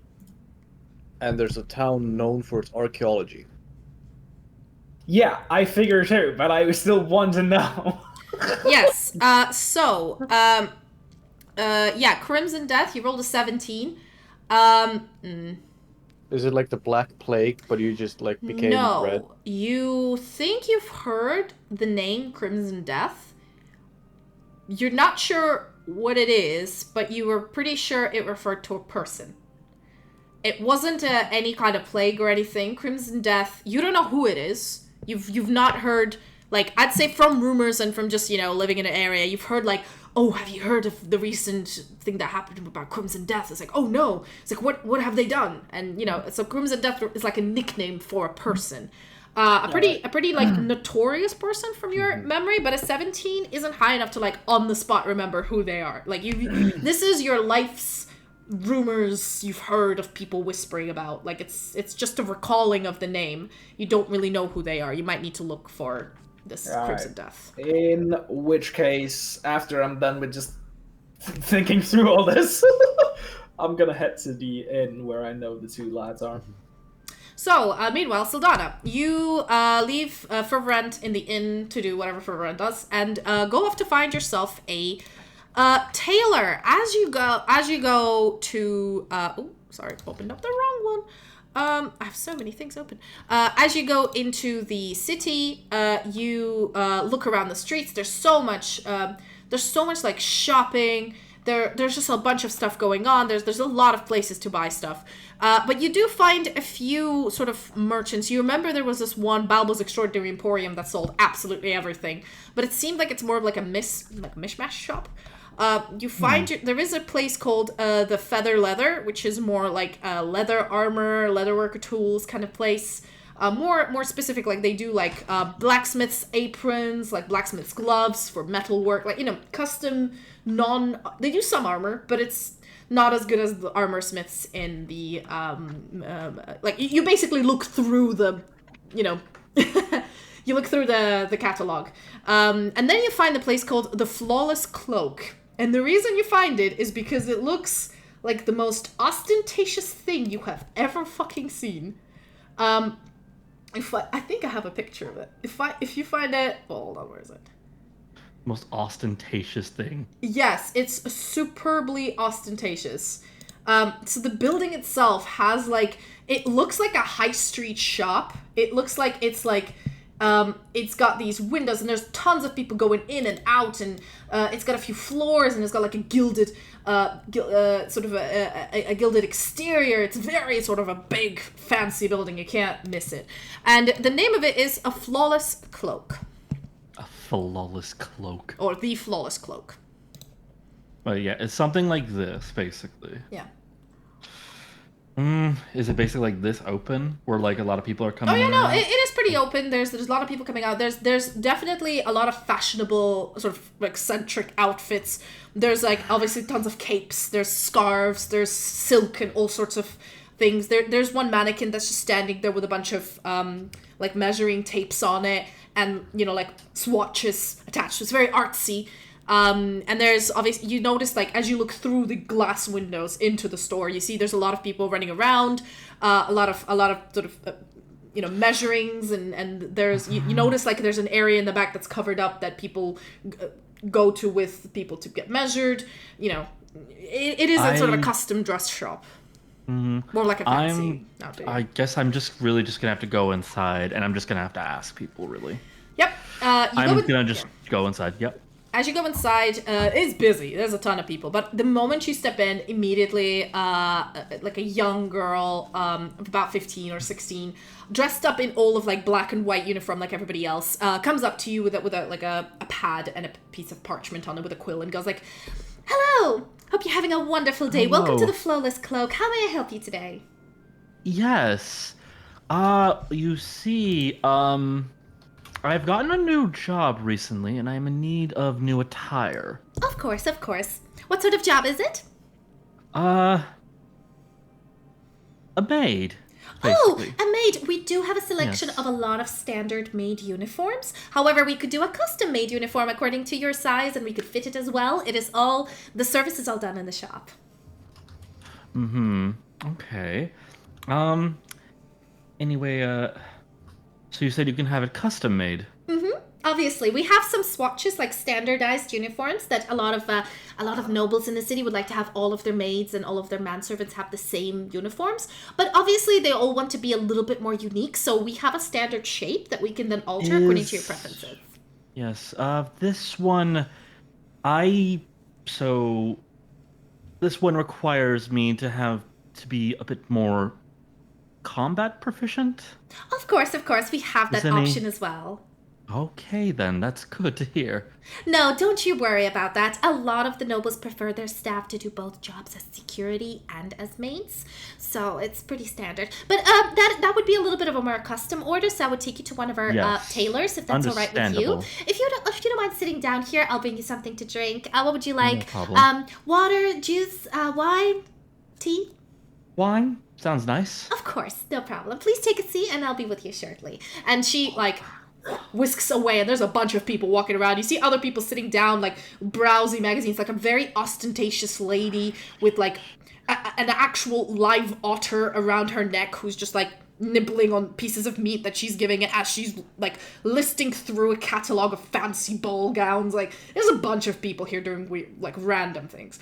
What the hell? You wait for a few minutes, and the girl comes back to you with a glass of wine, and it's in a really nice... How lovely. I can imagine chalice. This is not going to be cheap. I just realized. Daniel, I want you to realize this, that getting a combat-based maid outfit means you're going to have a very short skirt. No, I mean, that's just... yeah. No matter how I look at it, yeah. Because that's how it actually would be for combat. Okay. I mean, there's things like kilts, though. Mm-hmm. I don't know. Yep. I'd say it'd be knee height or higher. Definitely not lower than it would your have knees. to be knee height, is the... Mm-hmm. Yeah. So you can move freely in it. But anyway, as you're sitting there sipping your wine, there's a bunch of journals nearby, with swatches and different outfits. You don't wait for that long. You wait for a few minutes, and then you notice this sort of a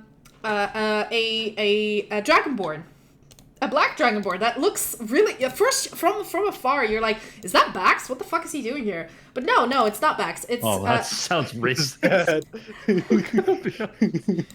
It's more because he's also dressed in sort of bluish colors, and you're so used to seeing Bax that for a second your brain immediately goes, well, what? Is that Bax? But as the person comes closer, you notice, okay, no, that's not him.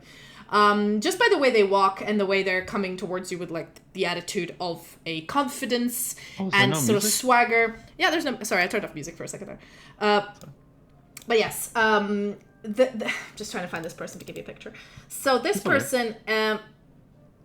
the music turns off for some reason because, I don't know, Discord won't let me. I've been struggling with this for a while, and I don't know how to fix it, so here we go. It's okay, don't worry. Where is this person? Okay, he's in here. But yes, this guy comes over, and he's actually, he's got a book on his hand, and he comes over to you. He's got this sort of very, very more reptilian face, and... he comes over and looks you over, and he's got this purple scarf he flicks to the back and goes, hello there. I guess you are my, hello. 4 o'clock? Follow me. Maid uniform. Combat, yes? Yes. Yes. Okay. Follow me. Yes, no problem. He's gonna ask you a lot of questions about which noble has this weird fetish you're fulfilling right now. I'm really concerned about what the price is just gonna be. Yeah, as you're following him, bill it to the half-elf stat. As you're following him into... I actually just do that. I'll probably bill At first, you're not really talking because he's taking you to a private room because there's a lot of other people browsing outfits. There's a little girl screaming at her mom because she wants this new princess dress, and her mom's just being please don't make a scene in the shop. This it's noisy. So he takes you to the back. You're not a princess, you're a peasant. So he takes you to the back where there's a bunch of not changing rooms, but they're more fitting rooms. So they're much larger, and you notice there's stands on some of the empty ones and a lot of equipment nearby for people to measure easily. Like in a custom dress shop, if you ever get things altered, that's kind of how it is in a high-end boutique. So as you guys head over to the empty one, he gestures for you to come in, close the door after you, and puts down his notebook and says, all right then, so I believe you are in the need of a maid uniform with combat, to be able to be used in combat. Combat proficiency, yes. Any other specifics to the uniform? Do you want some sort of, holsters, holes for, tails, horns? Is it for you? Is it for someone else? I would like to have some more details before I start with the outfit. Armor padding. I'm not gonna... Oh my god, if I'm gonna put it under, I'm not gonna be fucking asshole and get a bunch of shit. But like, I think the first thing I am going to specify here is, yes, a tail hole. Okay, a tail hole. Yeah. How wide? Is it a dragonborn tail? Is it a tabaxi tail? Is it a tiefling tail? I need to know the width of the slit of the garment I would need to do. How could Puts I the butt plug on the table. I'm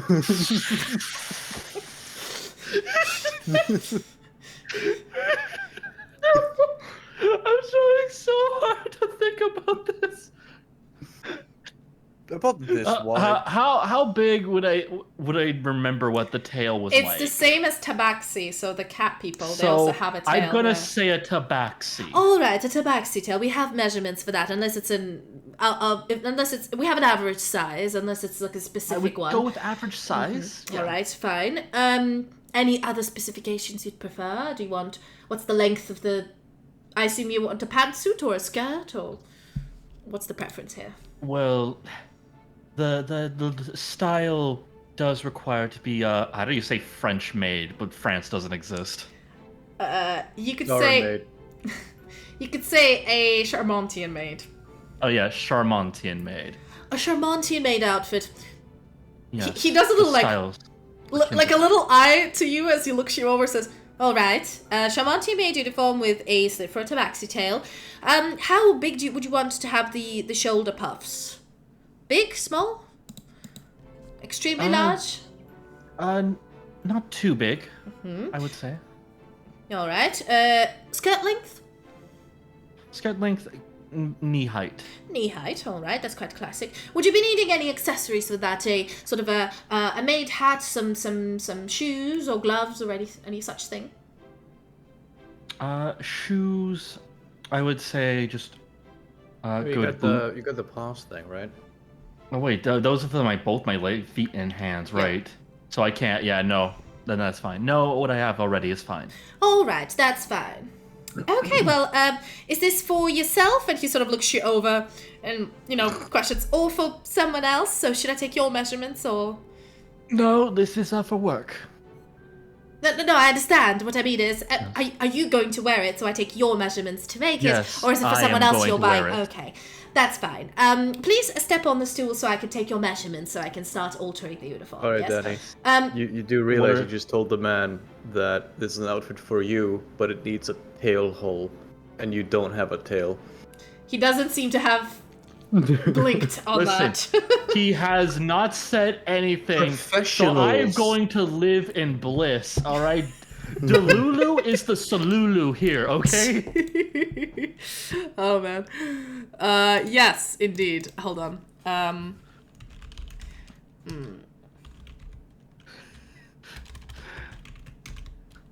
Listen, if he's not asking questions, I'm not saying shit. He's not paid to ask questions, he's paid to take your money or whatever fetish you have. This is probably not even the first time he might have heard this before. Dude, Bax's dad probably shops here all the time. I mean, where else would he have gotten it from, right? Put it on his mom's credit card. Oh, sorry. No, that's the wrong one. All right. Anyway, I was trying to find the ambiance for this, but let's just keep the regular one. The music is going there's strange ambiance in the room that's making it very calming, and it's very, very nice. And there's a beautiful singing voice coming from somewhere. As you step on the stool, and this dragonborn person starts measuring you. He's quite fast at this. He calls in the young girl who served you before, and she takes up the little notebook or the notepad. And as he measures you, he just calls out numbers, and she's writing them down sporadically, really quickly on her pad. This whole thing takes less than 15 minutes. He measures the width of your waist, your height, your shoulder length. There's all sorts of measurements he's doing really quickly with the measuring tape. And after he's finished, he sends the young girl away, turns to you and says, "All right then, I'm basically done with all the measurements. We have them, and we shall alter the outfit this way. I shall show you what is the approximate look of the outfit going to be by when it's finished. But if you want, you can come for another fitting. It will be done in about, let's say, 2 to 3 days, because we are quite swamped, and this is a custom order. We do have already sort of presets we can alter, so we're not sewing it from scratch. Otherwise, it would have taken a week." Alrighty then, that sounds great.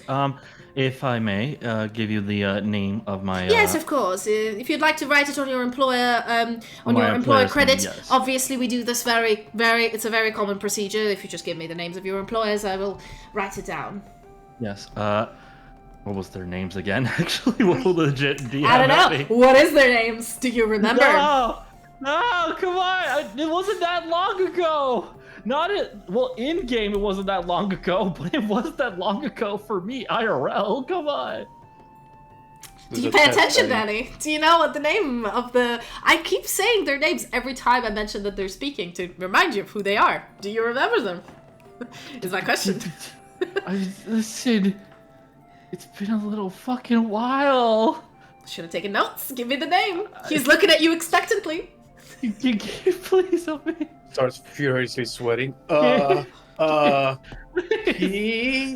please just do an intelligence roll? Yes. And you just tell Give me an intelligence roll. You are very stressed. This is too fancy for you. You're a village girl. You're not used to this level of fancy stuff.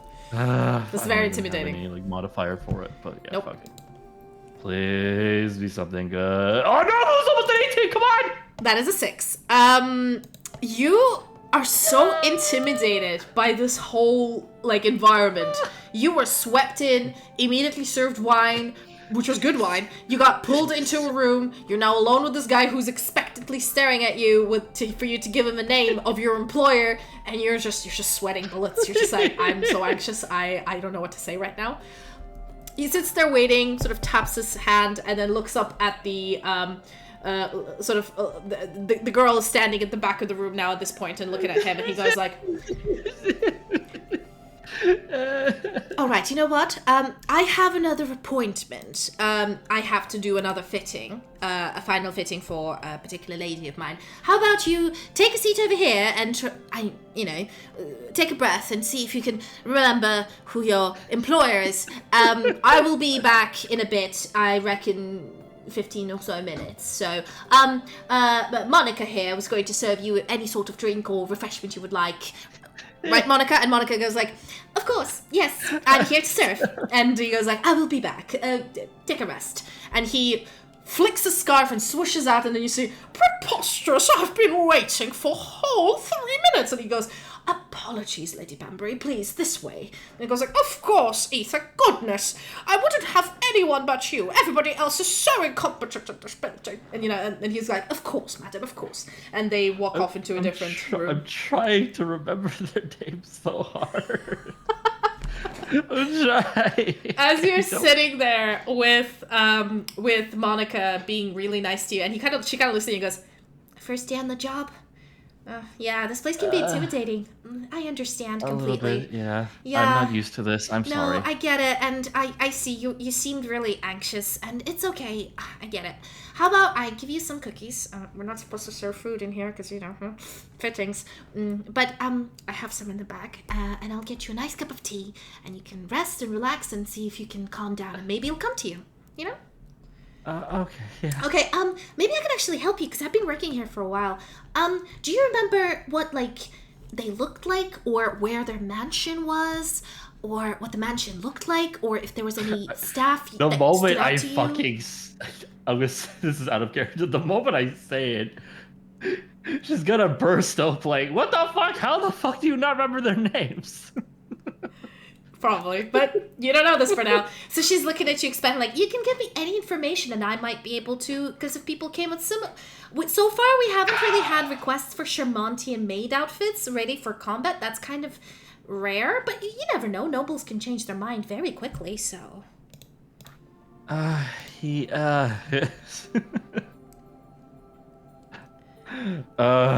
you remember anything about where these people lived?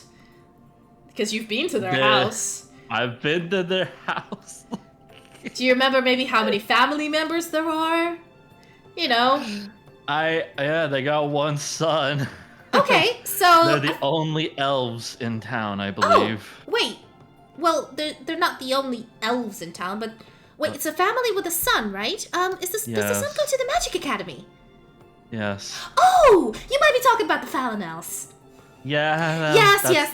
They're kind of one of the more famous noble families. We do have another one, but they're not a family. They're sort of an individual, and they're between me and you, they're not very friendly. They're a bit of a drama queen.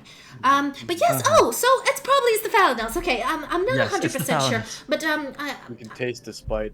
I'm pretty sure it's that one. Okay, that's good. Okay, well, that solves everything. If you're working for the Falinels, we have an account on them, but they usually require they're pretty relaxed with their uniforms. They don't usually ask for uniforms, but I don't know. Maybe they've changed. Yes, just put it under my name. Of course, they know. They will know who I am. Yes, we will send the bill to the Falinel home.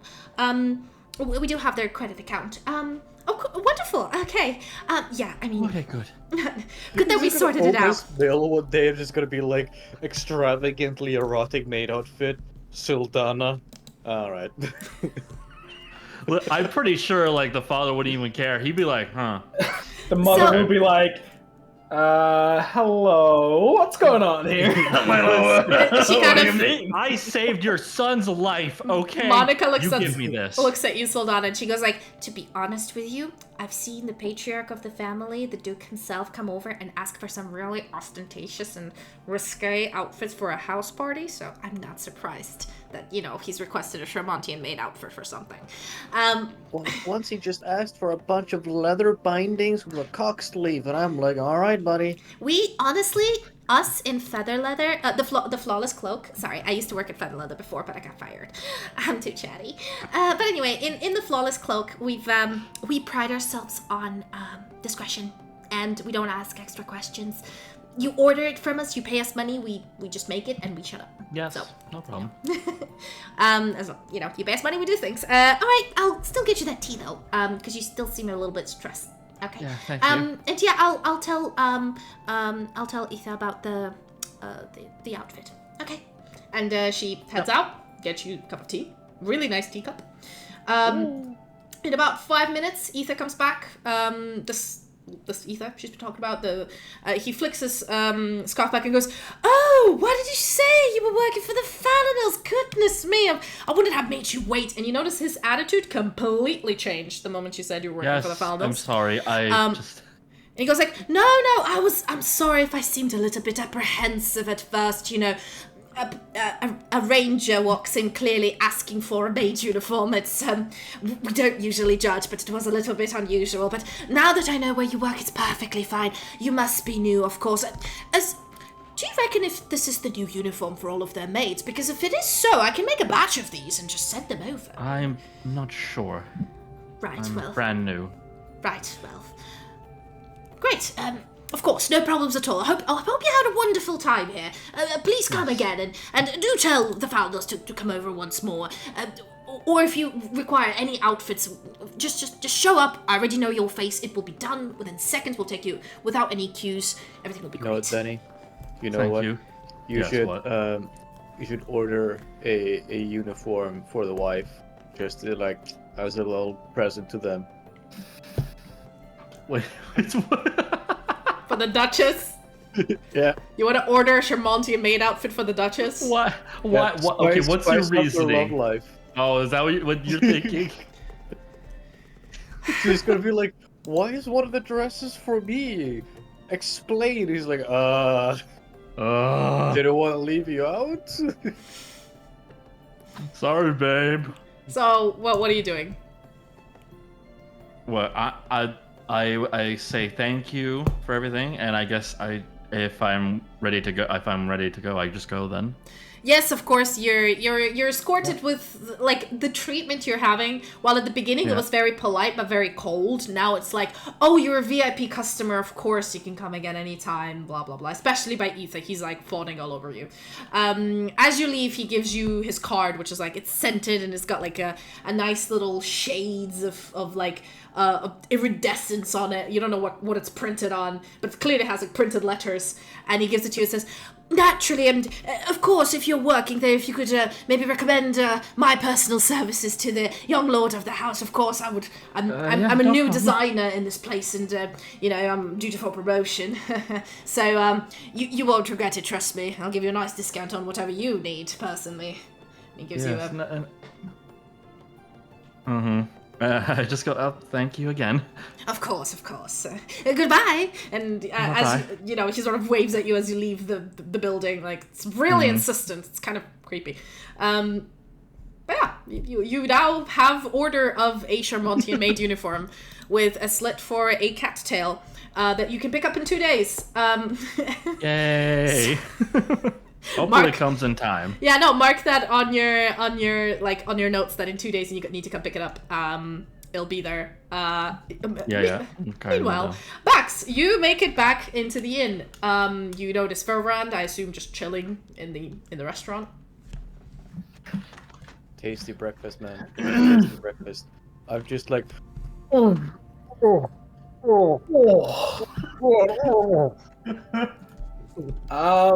I intruding? Yes. Alright, I'll see you later. I see you're certainly enjoying with your heart for this stuff, like for this food. Oh my god. Like, I forget to breathe. It's so fucking tasty. Do you even need to eat? Like, I swear to God. I don't. How do you get that out again? Same way you got the bugs out. But he doesn't remember that. Anyways, I do. Kind of. The nightmare. He was like, Anyway, that was real. Ferren, Yes. would you dare take a leap of faith with me? No.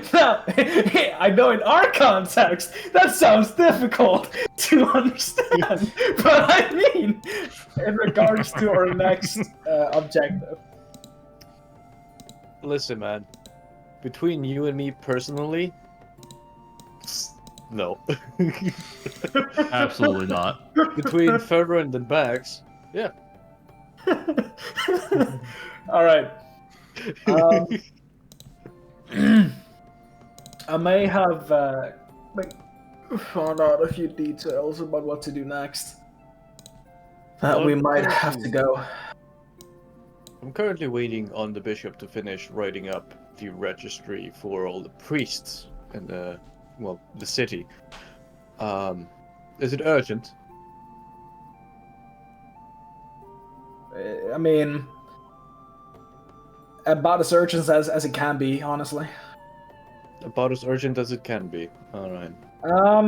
Because, like, there's one thing that I've kind of realized is their prep work, everything it is, they might be looking for something. And I have reason to believe that it might be northeast. Do you have any idea about anything known as the Crimson Death? I don't know. Do I, Natalie? Give me an intelligence check with advantage. Wow. Let's see here. If you fail, no, please give use me a inspiration. history check with advantage, actually. If you fail, please use your inspiration. Please. Oh yeah, I have inspiration. I never keep track of those. You know what? I'm gonna use my extra knowledge ability to add a d6 to it as well, just for shits and giggles. Wow.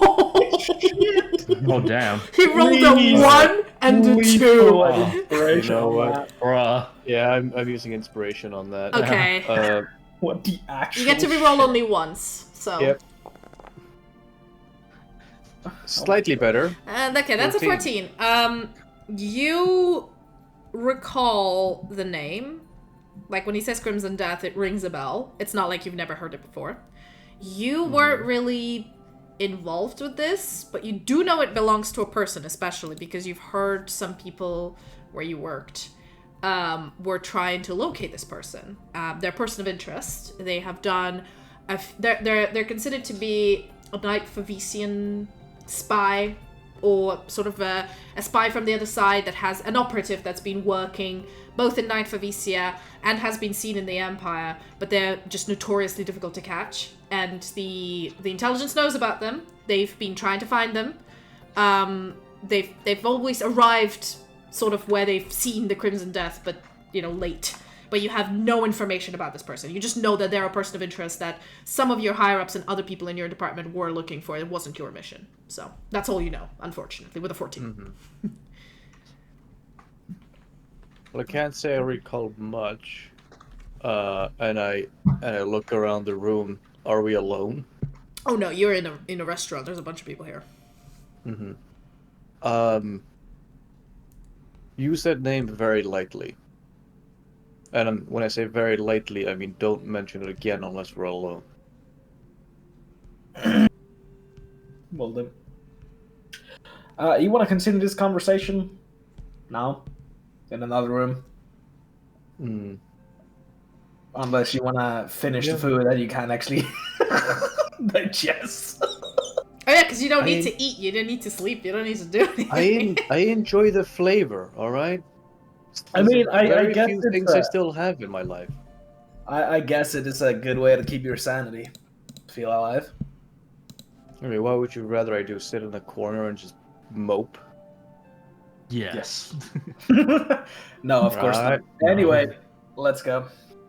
Alright, let's go to my room. When do room. I come into the picture? You're never. still getting measured. I'd say the fashion place you found isn't really that far from the inn, but I assume like by the time you've left to go, I'd say if you guys want to wait for Sylfania, she's not gonna be too long. She's not gonna be longer than 40 minutes. No, it's an urgent matter, so just straight to the room. Okay. Then Sylfania, you're still standing awkwardly and panicking. That's fine. I was curious. While Bax and Ferbrand go to Ferbrand's room, and you're now in as private as you can get. Mm-hmm. Yeah. Now, what I can tell you about the Crimson Death is that they are, well, assumed to be a spy of Knight Favisia. I personally was not assigned to the task, so I didn't really get much of the details, but I do know that they operate within the Empire, and if you're looking for them nearby, well, shit's fucked. Well, I have reason to believe that we must follow their path, and that path will head northeast.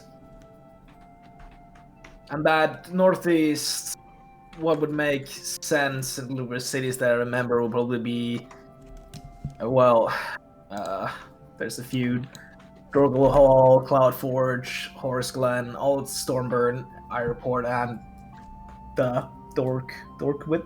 I can't read that. It's Dogrado. Sorry, it's because there's a sign on top of it.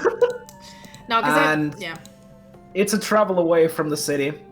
But at the present time, I have also reason to believe that we cannot best be the person that we need to best. We will die in the attempt. So, and the key to perhaps our method of winning is that direction. Who are you getting this information from? I read a prophecy that came around with it from the old records. A prophecy. From one of the old records, because I was out looking into books that we had about the Empire, and I was figuring out like maybe they'll make sense. And you have a book of prophecies, like in no, less I than don't a day have from your home. Look, we came to the inn and left in the middle of the night, stayed at the Garda until very close to morning, came here. And, like, you just found a prophecy book? What, did you go dumpster diving? Yeah. Alright, buddy. Alright. Keep your secrets, man. We're not gonna roll an inside check. Bruh, it's pretty fucking obvious he doesn't just have a book of prophecies up his fucking ass. You don't need an inside check. It's pretty obvious he's bullshitting. Yeah. Alright. I want him to like do it anyway, just to see if if Matt's will roll a nat 1 or something. Hey, you do you, man. I'm not gonna stop you if you want to roll an inside check. I'll do it for you just to see what happens, but it doesn't change my. Give me a deception. Give me a deception check, man. It'll be for the funnies. Be at 21. All right. Okay. Fair enough. But yeah. For Rand, he's lying. 100%. Through his lizard mouth. As Frodo once said, "All right then, keep your secrets." I did say take a leap of faith here. Faith being the key word. Heretic. No, right. So if we're looking for someone potentially corrupt in the clergy and the supposedly northwest, I would assume our best case would be to, well, go to the clergy, talk to the bishop again, inform them that we specifically need to know who has gone to the northwest, east, northeast, and narrow down our options there. Because we could go to every single town along the way and see if we find the infamous Crimson Death just standing there waving at us with a sign that says, "Hello, I'm right here." I mean, there's one of the small local towns, which is basically ancient ruins, that most likely might be it. Well, we could always use a safety net. Could do. But yeah, I mean, that might be a very good idea to figure out who they sent that way. Yeah. Well. Oh, you're muted. Bunch of nobody priests. Sorry, I've missed that. That I didn't register that. I don't know. Discord did a little hiccup there for me. Yeah, your entire sentence you just did, Gabe, was like put into the void. Oh yeah. Yeah. Oh. Can you say it again? Oh. Because we can hear you now. We can hear you now. Last thing I heard was nobody priests. Yeah. Nobody priests. Yeah. Well, to quickly summarize what I just said, essentially, when I cross-reference with the bishop and the clergy about who has been sent northeast, hopefully we can find out if they sent the veteran beefy boys to the towns or if they sent a bunch of level 1 scrubs. Because yeah. I assume they all do like fucking or like pilgrimages where they like talk to various as a DM, I will tell you what you would know. You're not very like the church kind of keeps its own council. They don't really tell anybody what they're doing because they're like, yeah, they got their own balls. But you realize that every city has its own church representative that is assigned from Lodenborough, from the main office. They're sent and they're assigned and they live and stay in that city and they're sort of the de facto religious head of the city. Some cities have their own like mayor or lord or somebody looking after it. Lodenborough is unique in a way that the archbishop is the lord and is the church representative.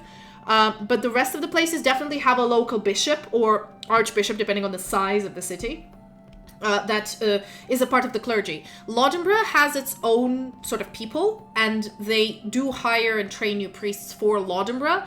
They wouldn't have sent priests from Lodenborough elsewhere unless there was like a staffing issue and they had to reassign some people, and they would like people from Lesnagor would order, okay, reassign some priests to go to this place. It wouldn't be a decision made by Lodenborough themselves. They don't really manage this. This is all done higher up, the distribution of priests. But Lodenborough, Gorov, Alyansk are all on the repentance train, which is the pilgrim train.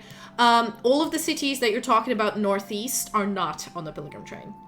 So they would have independent clergy. I'm just giving it to this right now so you don't go off into a void of,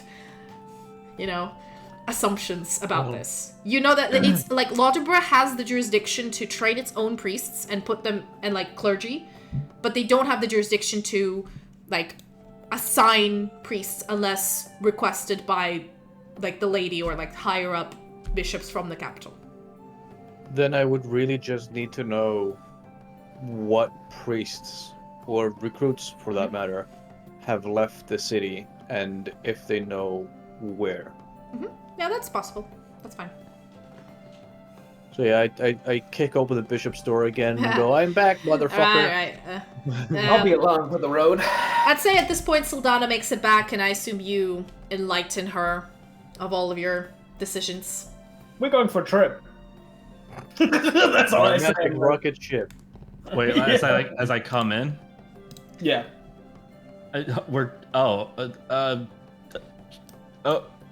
Grab your stuff. We're going. Wait.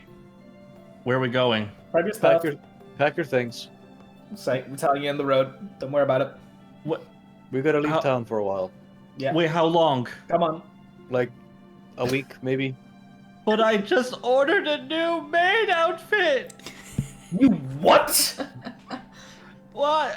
I can't just keep using this one. I needed a better one. Otherwise, you're just gonna see my butt all the time during the fights. You're gonna have to deal. Oh my god. I just ordered a new one, and Falanan is gonna have to pay for it, and I'm not even gonna use it. Wait, you put it under... We'll stop by their house, give them a memo, and I mean, be on our way. It's probably gonna be sent to them anyway, just... No, but they would probably like to know that Sylfania ordered it. I think we should let them know, yes, please. Alright. You go pack up, then let them know what you've done. We're gonna go talk to the church. Meet back here when you're done. There we go. Okay. We'll tell you on the road. Let's go. I was afraid of this was gonna happen. Why does nothing ever go my way? So, by the way, you said you were gonna be gone approximately a week. I'm just gonna tell you, I don't remember what the travel times in D&D are. I think I have a note here somewhere. Where if you're doing it hexes, it's usually 1 hex. Yeah, it's not hex, it's in miles on the map that I have currently have. No, but I have a formula here. Just give me a minute to find it. It's here. I have it. Where's the conversion calculator? I have a calculator. Hold on. Yeah. So basically, a day, if you do 8-hour travel, any more than 8 hours travel, you get exhaustion. Just so you know in advance how long this will take, so you can plan accordingly. I feel like I need to tell you this, because on the map you would have distances drawn on it, so you would be able to tell how long it takes to get to each city. Considering 8 hours travel, otherwise exhaustion, because you can travel for longer for a run, but these two need to sleep, and they need to eat, they need to do other things. So normally you would take 24 miles a day travel, kind of, approximately. I can go up to 25 if you're rushing. But then any more than that, and you take exhaustion, otherwise you need to rest and do stuff. Right? So from Laudinborough, that's like on the main road with no like preliminary issues. Now, the trip to anywhere north of Laudinborough, there's no main roads. They're all like through open fields and such. The main road is mostly the Repentance Trail, which from Laudinborough heads southeast. So if you're going northeast, you're gonna have to trek through a little bit of wilderness until you get on the main road where a bunch of cities are sort of placed. I mean, we're probably gonna be, if you're looking at the picture you sent, we'll probably go to that Mason place first, and then we'll just go straight up to Cloudport. Which Mason place? Give me a name. Literally the one where you have bricks on. Okay, so the one with the bricks on is actually a quarry that is outside of Laudinborough, where they mine all of the stones for the cathedral. You would know this as a student, yeah. So there's a mine outside of Laudinborough where they would, so from the earth they managed to get these crystals, these multicolored crystals they do for like cathedral windows and such. And for some of the magical properties you need colored crystals. So that's a quarry. That's not really a town. It's just an area with some tents. We're probably gonna follow that road up there, and then we're just gonna continue from there up to the cloud. Even then, I'm gonna give you some distances here. Cloud G-force. Approximate distances. Let me try to. Oh, there's a way on this map to do. Listen, fam. Like, to me, measuring in feet and miles, I don't know what the fuck they are. They're magic numbers. I just know that one square on the map is 5 feet. There is no squares on this, okay? So let me get back to you on this once I figure out how to do a ruler. Do you know how to do a ruler in Asgard's map? Is there a way to do a ruler? I have no fucking idea. I am the ruler. I don't use that garbage. I draw my own maps. Yeah, I'm sorry. I've Oh, it's okay. Not very good at this. I've struggled always with maps. I've never done them really well. But yes, I can give it approximate distances. They're not going to be identical, but I'd say it's approximately, it's about 40 miles on the road to the quarry. It's quite far off from the city. So that would take you, let's just say, 2 days and a bit. At least 2 days. Yeah, and then from the quarry up to, let's say, Cloudforge, because you don't have to cross the river then, you're just going the same direction. That would be approximately, let me measure this. I mean, if we could go, that'd be like 100 miles-ish. So that's, yeah, it's quite far off. So that's just to get to Cloudforge. So that'll take you like 6 days. 5 days? 5-6 days with rest to get to Cloudforge, because you're trekking at this point between the quarry and Cloudforge. There's no roads. That would take you a while to get there. If you're going on horseback, it might be faster, but you know. And then from Cloudforge to the nearest city, Dogglehall, would be Cloudforge is the alchemy city, by the way. So it'll be about 50 to 60 miles. So that's another 3 days. And then from Dogglehall to anywhere else you want to go that's further east. But that's basically, yeah, it's not going to be a week. It's going to be a longer trip. It's going to take you, if you want to go through a bunch of cities and through the path that you're taking, 2.5 weeks. Yep, the Empire's pretty spread out, so, you know. Consolidate the Empire. One city to rule them all. Yeah, it's not really heavily built up. There's a lot of space left for like fields and grasslands and natural habitats, you know, just very easy to hide bodies. Yep. Is that a threat? To you? Yes. God damn it. Dun, Anyway, dun. Let us go then. To adventure. To the bishop first, I guess. Kick the door open. Yeah. Quapam. Wait, where do you go first? The bishop. The bishop. Okay, so you spend a little bit of time in the city, so that will be about like the day, somewhere across the day. Around like 6 p.m. I'd say, after you've done all of your shenanigans, you go up to the bishop. You knock on his door. He lets you in, and all three of you roll in. He looks at you for a round, and he goes like, "All two of us." Danny's he's burying his oopsies. Oh yeah, Danny went to Falinel's? Yeah, Okay. I went to the Falinel's. I'll resolve this with you in a bit. I'll just do this quick conversation with Bishop Senker. So he looks at you for a run and goes, "Oh yes, Fervent. This is taking a little bit longer than I thought. It's going to take a few more hours. It's quite a lot of clergy of the list that you want. So I apologize, I'm not done yet." That is fine. I may have something that would speed up the process. All right. Do you know of anyone that has gone northeast for any reason whatsoever? Northeast. Whether they're still part of the clergy or stopped, doesn't matter. Not really, especially with all the recent recruits. We're sort of kept in town, mostly because we're on the Pilgrim Trail. The clergy is required quite heavily in Lordenborough rather than all the nearby cities.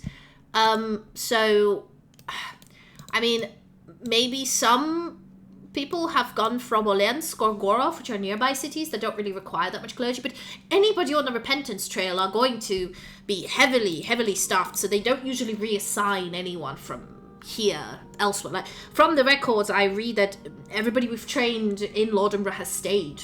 There's been no, we didn't redirect anyone. I sit down across from him at his desk, and I look him right in the eye, and I ask him, "Do you know the Crimson Death?" Let me check if he knows the Crimson Death, actually. I'm gonna gauge his reaction. All right. Okay. Give me an insight check. Oh, shit. 24. Hold on. Yep. When you say Crimson Death, you notice that the name seems familiar to him, but he looks at you straight in the eye, and from his words, you can tell he isn't really lying. But what he says is, "I know of the notorious Crimson Death. I don't know them personally. I know that they sort of like a myth, like an urban legend of a person that the Empire, the Holy Order couldn't catch, obviously. So, we try to keep it on the down low that there is a very, powerful person running around that we can't really pinpoint. But the local folklore and all the people tend to give them this name of Crimson Death, but I don't know them. This is as much as I know. And he's not lying, truly.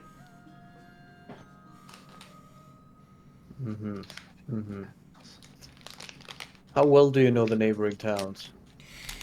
Well, I've lived all of my life in Lodenborough. I've never actually left. I was born here, and I plan to die here for for all my time. And I believe he's lived here.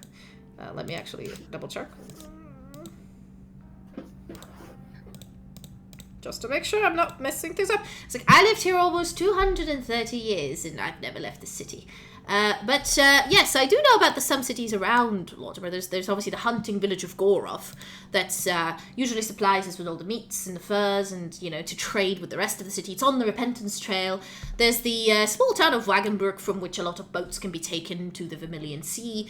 Right before us on the trail is Olensk, which is another sort of a little port city, like a little stop for people before they come to the great city of Lodenborough. I'd say there is sort of a bridge city of Elgulch, which sort of connects the whole Storest River from one end to the other. And north, if you go, there is the famous, of course, Cloudforge, which is the alchemy center of the Empire. A lot of students from the academy here then later on go to practice alchemy in Cloudforge. And, we take a lot of, the clergy especially thanks the alchemists there for creating all these beautiful sort of colors of crystals we can use for all of our murals and windows, and glorify the lady in the way that she must be glorified as well. I'm not really sure what you're looking for. There's a lot of cities around. I mean, how far do you want to go? Do you have anything more specific? Thanks. What was the city that was top of your list? Which one did you say was the small local town, which is an ancient ruined town? Doggerdo. That one. Oh, the city of Doggerdo. Well, I don't know much about it. All I know is it's a small sort of city that, is mostly a lot of the archaeology students from Drivane, the ones who study sort of buildings and history and such. They're quite obsessed with the city, and there's just a bunch of, I suppose, postgrad students with their little tents trying to dig up old urns and remains of ancient civilizations that live there. There's very few locals. There's not really much infrastructure. It's just like almost a tent city at this point. But yes, there are some ruins. The Empire is only 1,000 years old. It's not as old as much other things. And, you can find ruins all over Esthara of previous civilizations. It's just a hotspot of one of them. Then just one more thing. How old is the city? Oh, no one knows. No one could date it. No, the archaeological site around the ruins. You mean, since when have they been started studying these ruins? Yeah. Oh, I'd say, well, the Empire has sort of started around 1,000 years ago. I mean, I'm sure the previous citizens of the area did dig some stuff up. I mean, they lived in the area, but I only have the records of the Empire because it is taught to us during, priest college, obviously. So the Empire itself has it's been founded in 160 since since the Great Sundering, and then the Lodenborough was founded about let's say about 100 and something years later, and I would say probably that is when the Empire has expanded all the way to the city of Lodenborough. I don't remember the exact time, but since then the Empire expanded quite rapidly. I'd say within the next 50 to 60 years from Lodenborough's establishment, Doggerdo became a part of the Empire. So if I had to do the math, then I have to do the math as a DM. Give me a second. I'll give you the exact date. So right now is, this year is minus, I'm sorry, math.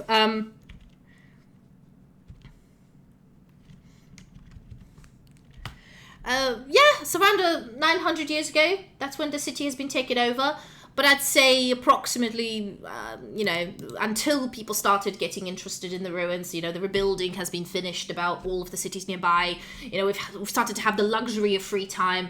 I'd give it plus minus 800, 750 years ago. They started looking at it, and there's a lot of ruins. It's an used to be an ancient city, probably.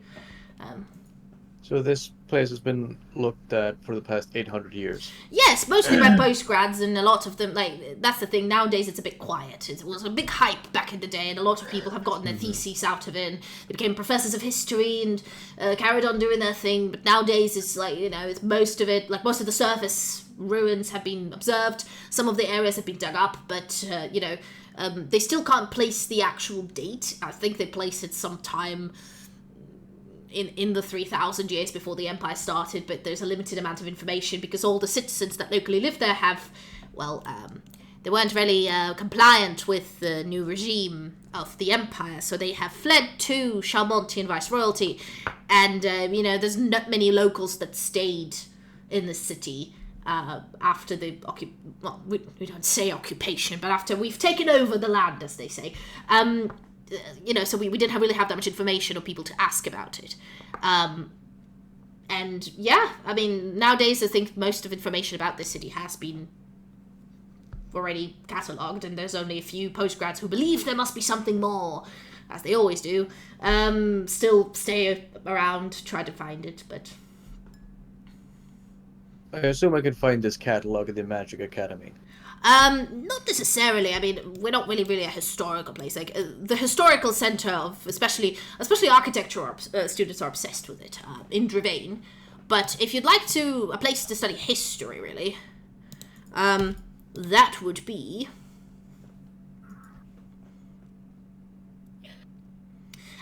we do have one of the best libraries about Ravidian history, so if you're looking for something done within the 1,000 years of the Ravidian Empire rule, you will find it, of course, in our wonderful city. I'm more so looking for information about the ruins specifically. Well, there's some historical records in the history, in the Great Library, but I think those ruins, historically, as we could not place them, are now more architecturally interesting, so most of the students that go there are architectural students. But you're welcome to. You will probably find some records of it in our Great Library. Yes, indeed. All right. I'd love to go through that. Well, that is unfortunately not my jurisdiction. You would need to speak to the head historian of our fair city. All right. Thank you for your time. Of course, naturally. You still want the record of the priests, right? Yeah, I would preferably need to know if anybody has gone northeast. Yeah, which should off the top of my head, yeah, not really, but I can give you the record of everybody working for us. So. Mm-hmm. All right, thank you. Of course, yes. Anything else I could help you with, gentlemen? Have a lovely day. We can help with that. Oh, of course. And then we step out, and as we're walking away, Bax, as we get out of the clergy specifically, I'm not gonna say it in the fucking church. Bax, you mentioned that when you were dead and getting raised, that one of the suspects was a priest, right? Or, well, to be specific, the archbishop. More than likely, yeah. I'm going to have a courier send the bishop a letter in, I would say, 5 days, telling them that he needs to inform the archbishop that we found something that requires our immediate attention in the archaeological town. Kind of try and bait her out, see if she does anything about it. If she comes along and means no harm, after his god told them not to confront her. I would refer against that.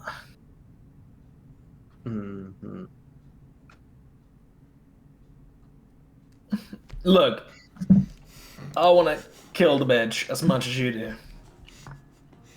But... then consider a diversion. If we can't beat her directly, same plan, but instead of actually confronting her, send her away. Make her think whatever she is looking for, we have it, and she can come get it from us very easily, mind you, considering if she can vaporize us, as you say. It would probably be easier to have her go to the town after we've already left. Yeah, but we don't know how strong their network is. How about just diverting her northwest, maybe? Maybe think we have gotten some clue of something in the northwest? No, that's too obvious. You can't really just tell them that what they're looking for is in the wrong direction. And we're putting a lot of eggs in this basket about the archaeological dig site. If what they're looking for is there, telling them it's northwest is gonna be immediately suspicious because they know what they're looking for is in the northeast. Yeah, I mean, I will give you the full thing, which is head northeast to find the keeper. It's concealed within an ancient hollow, and the Crimson Death's path we must follow.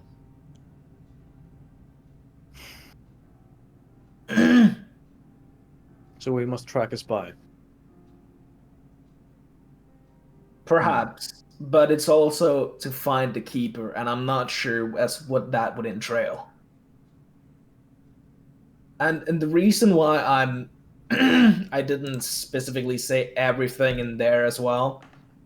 For one, it's slightly suspicious, and for the other, I'm not entirely sure that the bishop is not also quote unquote corrupt. That's why I'm not telling him directly. Hence the letter. Yeah. If he is corrupt, he'll just report it up and we'll be jumped on immediately. If I were to tell the bishop, hey, can you report this in 5 days? We would immediately get jumped on if he were corrupt. And if not, even more so, he would be more confused as to why we want to fuck with the archbishop 5 days from now. Yeah. The less they know, the easier it is. Now, you go to the head library and find the records of the archaeological site, see what you can find. I have well, I wouldn't say director, but I have a associate in the local orphanage I need to discuss with.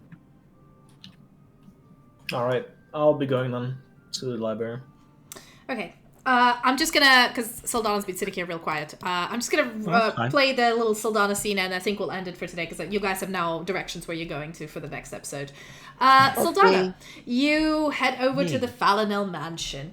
You've been there before. You walk over, and you do notice that I'll put up a picture of this beautiful mansion in a second once I find it. There we go. There it is. Sorry, wonderful. I put a bunch of sex toys on your tab. So yeah. So as you're heading in, the servants already know you. They let you in easily.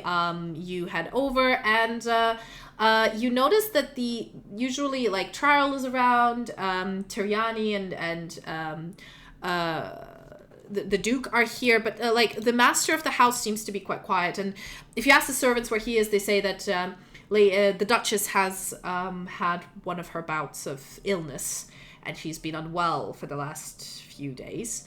And so the Duke has been caring for her while Trial has been out of the house on his designated trips to the church to commune with the Archbishop to, fix his soul problem. Okay. Only for the last day or two, because that's how long, while you guys were doing something else, that's what they've been doing. So yes, as you go over, they say that the Duke is in, so you do have to wait in the waiting room for a bit, and then eventually the Duke comes out. He is a little bit, like, usually he's very like, oh, hello, I'm very chipper, very happy. He seems very, like, stressed. It doesn't really show on him. He always looks impeccable, but he's got a little bit more, like, furrows between his eyes. He's got that little bit distant gaze. He's a little more solemn as he meets you, but of course, like picture. Yeah, you get served some drinks, and, you sit down in front of a fireplace, and he looks at you and says, so, my dear, how may I help you? Hope everything is well with you. You're looking fine. Well, Well, we've been slaying more monsters in the town lately. Oh, fair enough. Hopefully all well. Didn't need our help. You've managed to figure it out yourselves. I'm glad about that. Yeah, this time. But, we're gonna be having to go out again. Oh. This time we're gonna be going out for a little while. And... I see. I had Okay. You remember the cat ears? And the yes. other items? Yes, the weird sex toys. Yes, I remember them. Yes. I tried all of those on. Really? Oh, I was always so nervous to do it. What do they do? Is there some fun effect? Well, they make you... I actually pull them up real quick. I'd probably just tell them the list, but I could just actually tell you what it... Yeah. Yeah, get a dexterity... Well, I was much more nimble on my feet. I was much faster. I mean, you would be. Yeah, I was much faster. And I was strange, but I had to do a nya. Oh, and yes, do a little pose every time. I reckon that is the curse the merchant was talking about when I was buying it. He told me they're very powerful magical items, but they do have a cursed condition on them that you must perform every time. It sounds like a fun party trick, not gonna lie. But like I said, made me very fast, very nimble. It was great for when I really needed it in combat. A little embarrassing, but yeah, I needed it for a combat. Wonderful. But the thing was, in order for it to all work, I needed a maid outfit. I had only grabbed one that I just saw lying around.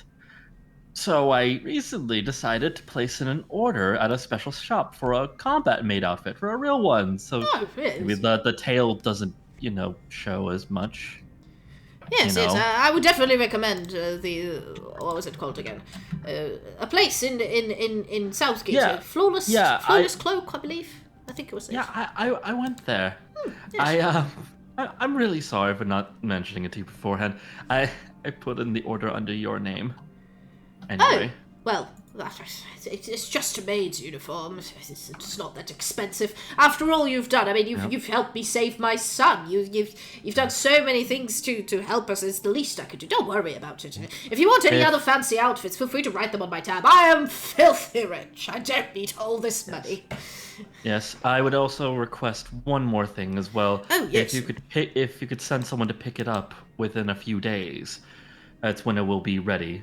Oh yes, usually the turnover for custom outfits is 2 days, so they should be ready in it's pretty short. And unfortunately, we're leaving tonight, and we'll be gone for a bit of a week. Oh my. Apparently, is what they've told me. All right. Fair enough. I mean, if you're leaving tonight, I'm sorry to say that my wife will feel very sad she cannot say goodbye to you, and of course, Trarel. Really? Yes, she's been under the weather. No, I understand. Don't worry about that. You take care of what you need to. I just wanted to let you know of this. Yeah, I think Trarel might be upset he wouldn't be able to say goodbye to Bax, but if Bax has time to come tell Trarel goodbye, maybe drop by here as well, so we can all... I will tell them, but I believe we might be leaving as soon as possible. No, I understand if your pressing matters are pressing matters, but if you do have the time, I'm sure Taro would appreciate it. He's also been very stressed, because he's been, as you say, going into the belly of the beast, and also the thing with his mother. So he's not been, and especially if Max just leaves without telling him, he might feel a bit upset. But you do what you must. And also, it's you don't. If something is wrong, it's okay. If it is, I want you to know that. What do you mean? It's not ominous. Right? I mean, just I know things are difficult for you. I'm saying this because you've been so wonderfully helpful for us. I only want you to just be all right. I am fine. I've got a slightly better constitution than my wife, but unfortunately, she's been suffering from this for a while, and it's inevitable. It's going to happen eventually, and we're just, living on a prayer, as they say, hoping it doesn't. But when it does, it's a stress every time. On a prayer. Indeed.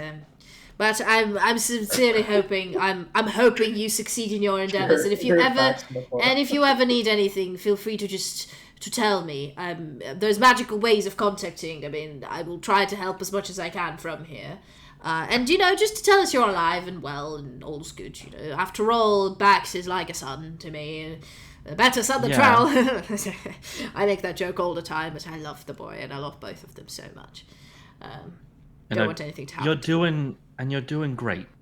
Oh, stop it! I'm a shite father, and I know it. It's fine. His mother was always better with him, but... Oh, you do your best. You do literally what you can. I really don't. I just like to party, but I ended up here. But I try.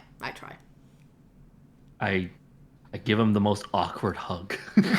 Oh, he gives you, like, the most confident, warmest hug you've ever seen. Like, a man who is comfortable in his own body, comfortable with other people, like, He's had a lot of sex, so he's not shy. Yeah, kind of. Man has cheated on his wife more times the than hug isn't sexual. The hug is very, like, physical. But you would know that, like, surprisingly, in elven culture, because of their reproductive ways, like... If you make a child, like, their main prerogative in life is to father or foster, like, make a child. Once you've done that, basically, for a woman in their lifetime, or a female elf, they've done all they can. And for a male elf, it is actually in their interest to, like, make as many as they can. So there is no, like, marriage is literally more like, we raise a child together, and it's a construct that's more common to Ravinia and Mystarian Kingdom. In the Elven Kingdom, they sort of are all polyamorous in a way. They raise children as a commune, and you can kind of, as long as you make a kid, you can bang whoever you want. A lot of STDs is what I'm hearing. Most of them have magic, they're fine. But this is prestigitation. Cure disease.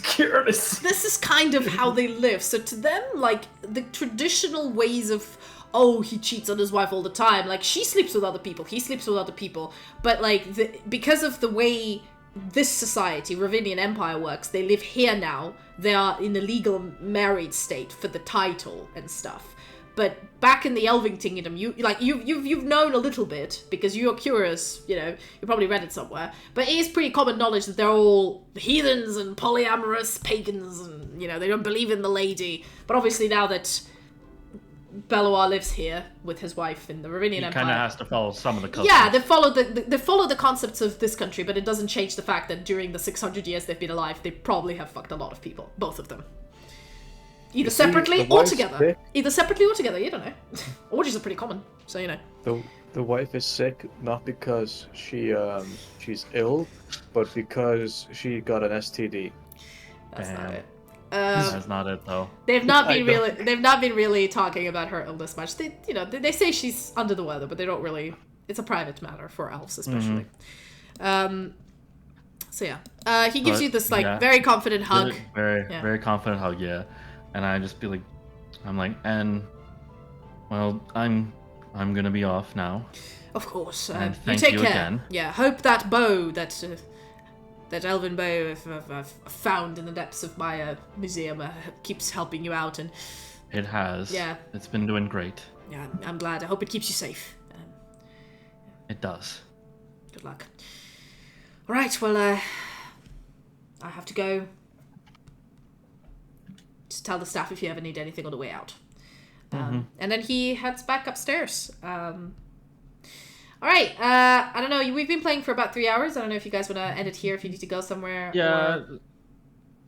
I spontaneously explode. But yeah, no, if you guys are up to ending it here, because that's a pretty sort of... You wrapped up the things you wanted to do for today.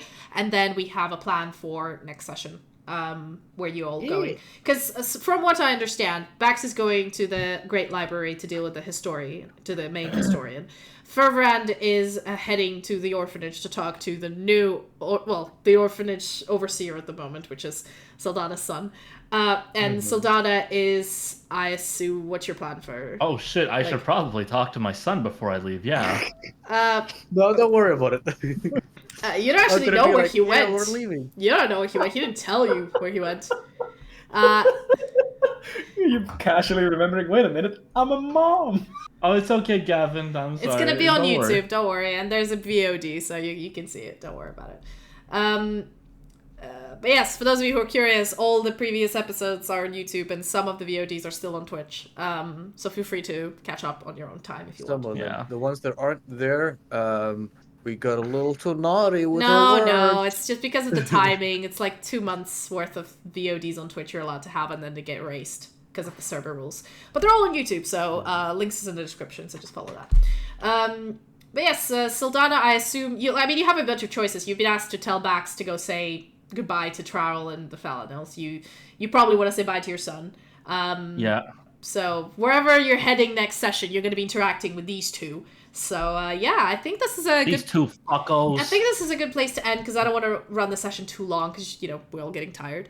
All right, I hope you guys enjoyed. Sorry for those of you who are joining us only now, but again, we usually stream at D&D sessions at 7:30 GMT. The dates are a bit sporadic. Daylight savings. Yeah, the dates are a bit sporadic because of our availability. We're all really busy people. It's whenever we're all available. That's when the next session's going to be, kind of. So yeah, watch out for the tweets and schedule on my channel. I usually post them on Twitter every Sunday. And otherwise, hope you guys enjoyed. This was a bit of a chill session, sort of a cool down from the last time's battle. And some mysteries. Something to death every session. Yeah, some mysteries are being revealed. Some events are being happening. We have a plan of action. Plan of action in a way. Some prophecies. Some yeah, it happens sometimes in sessions where it's most of the time you're shopping.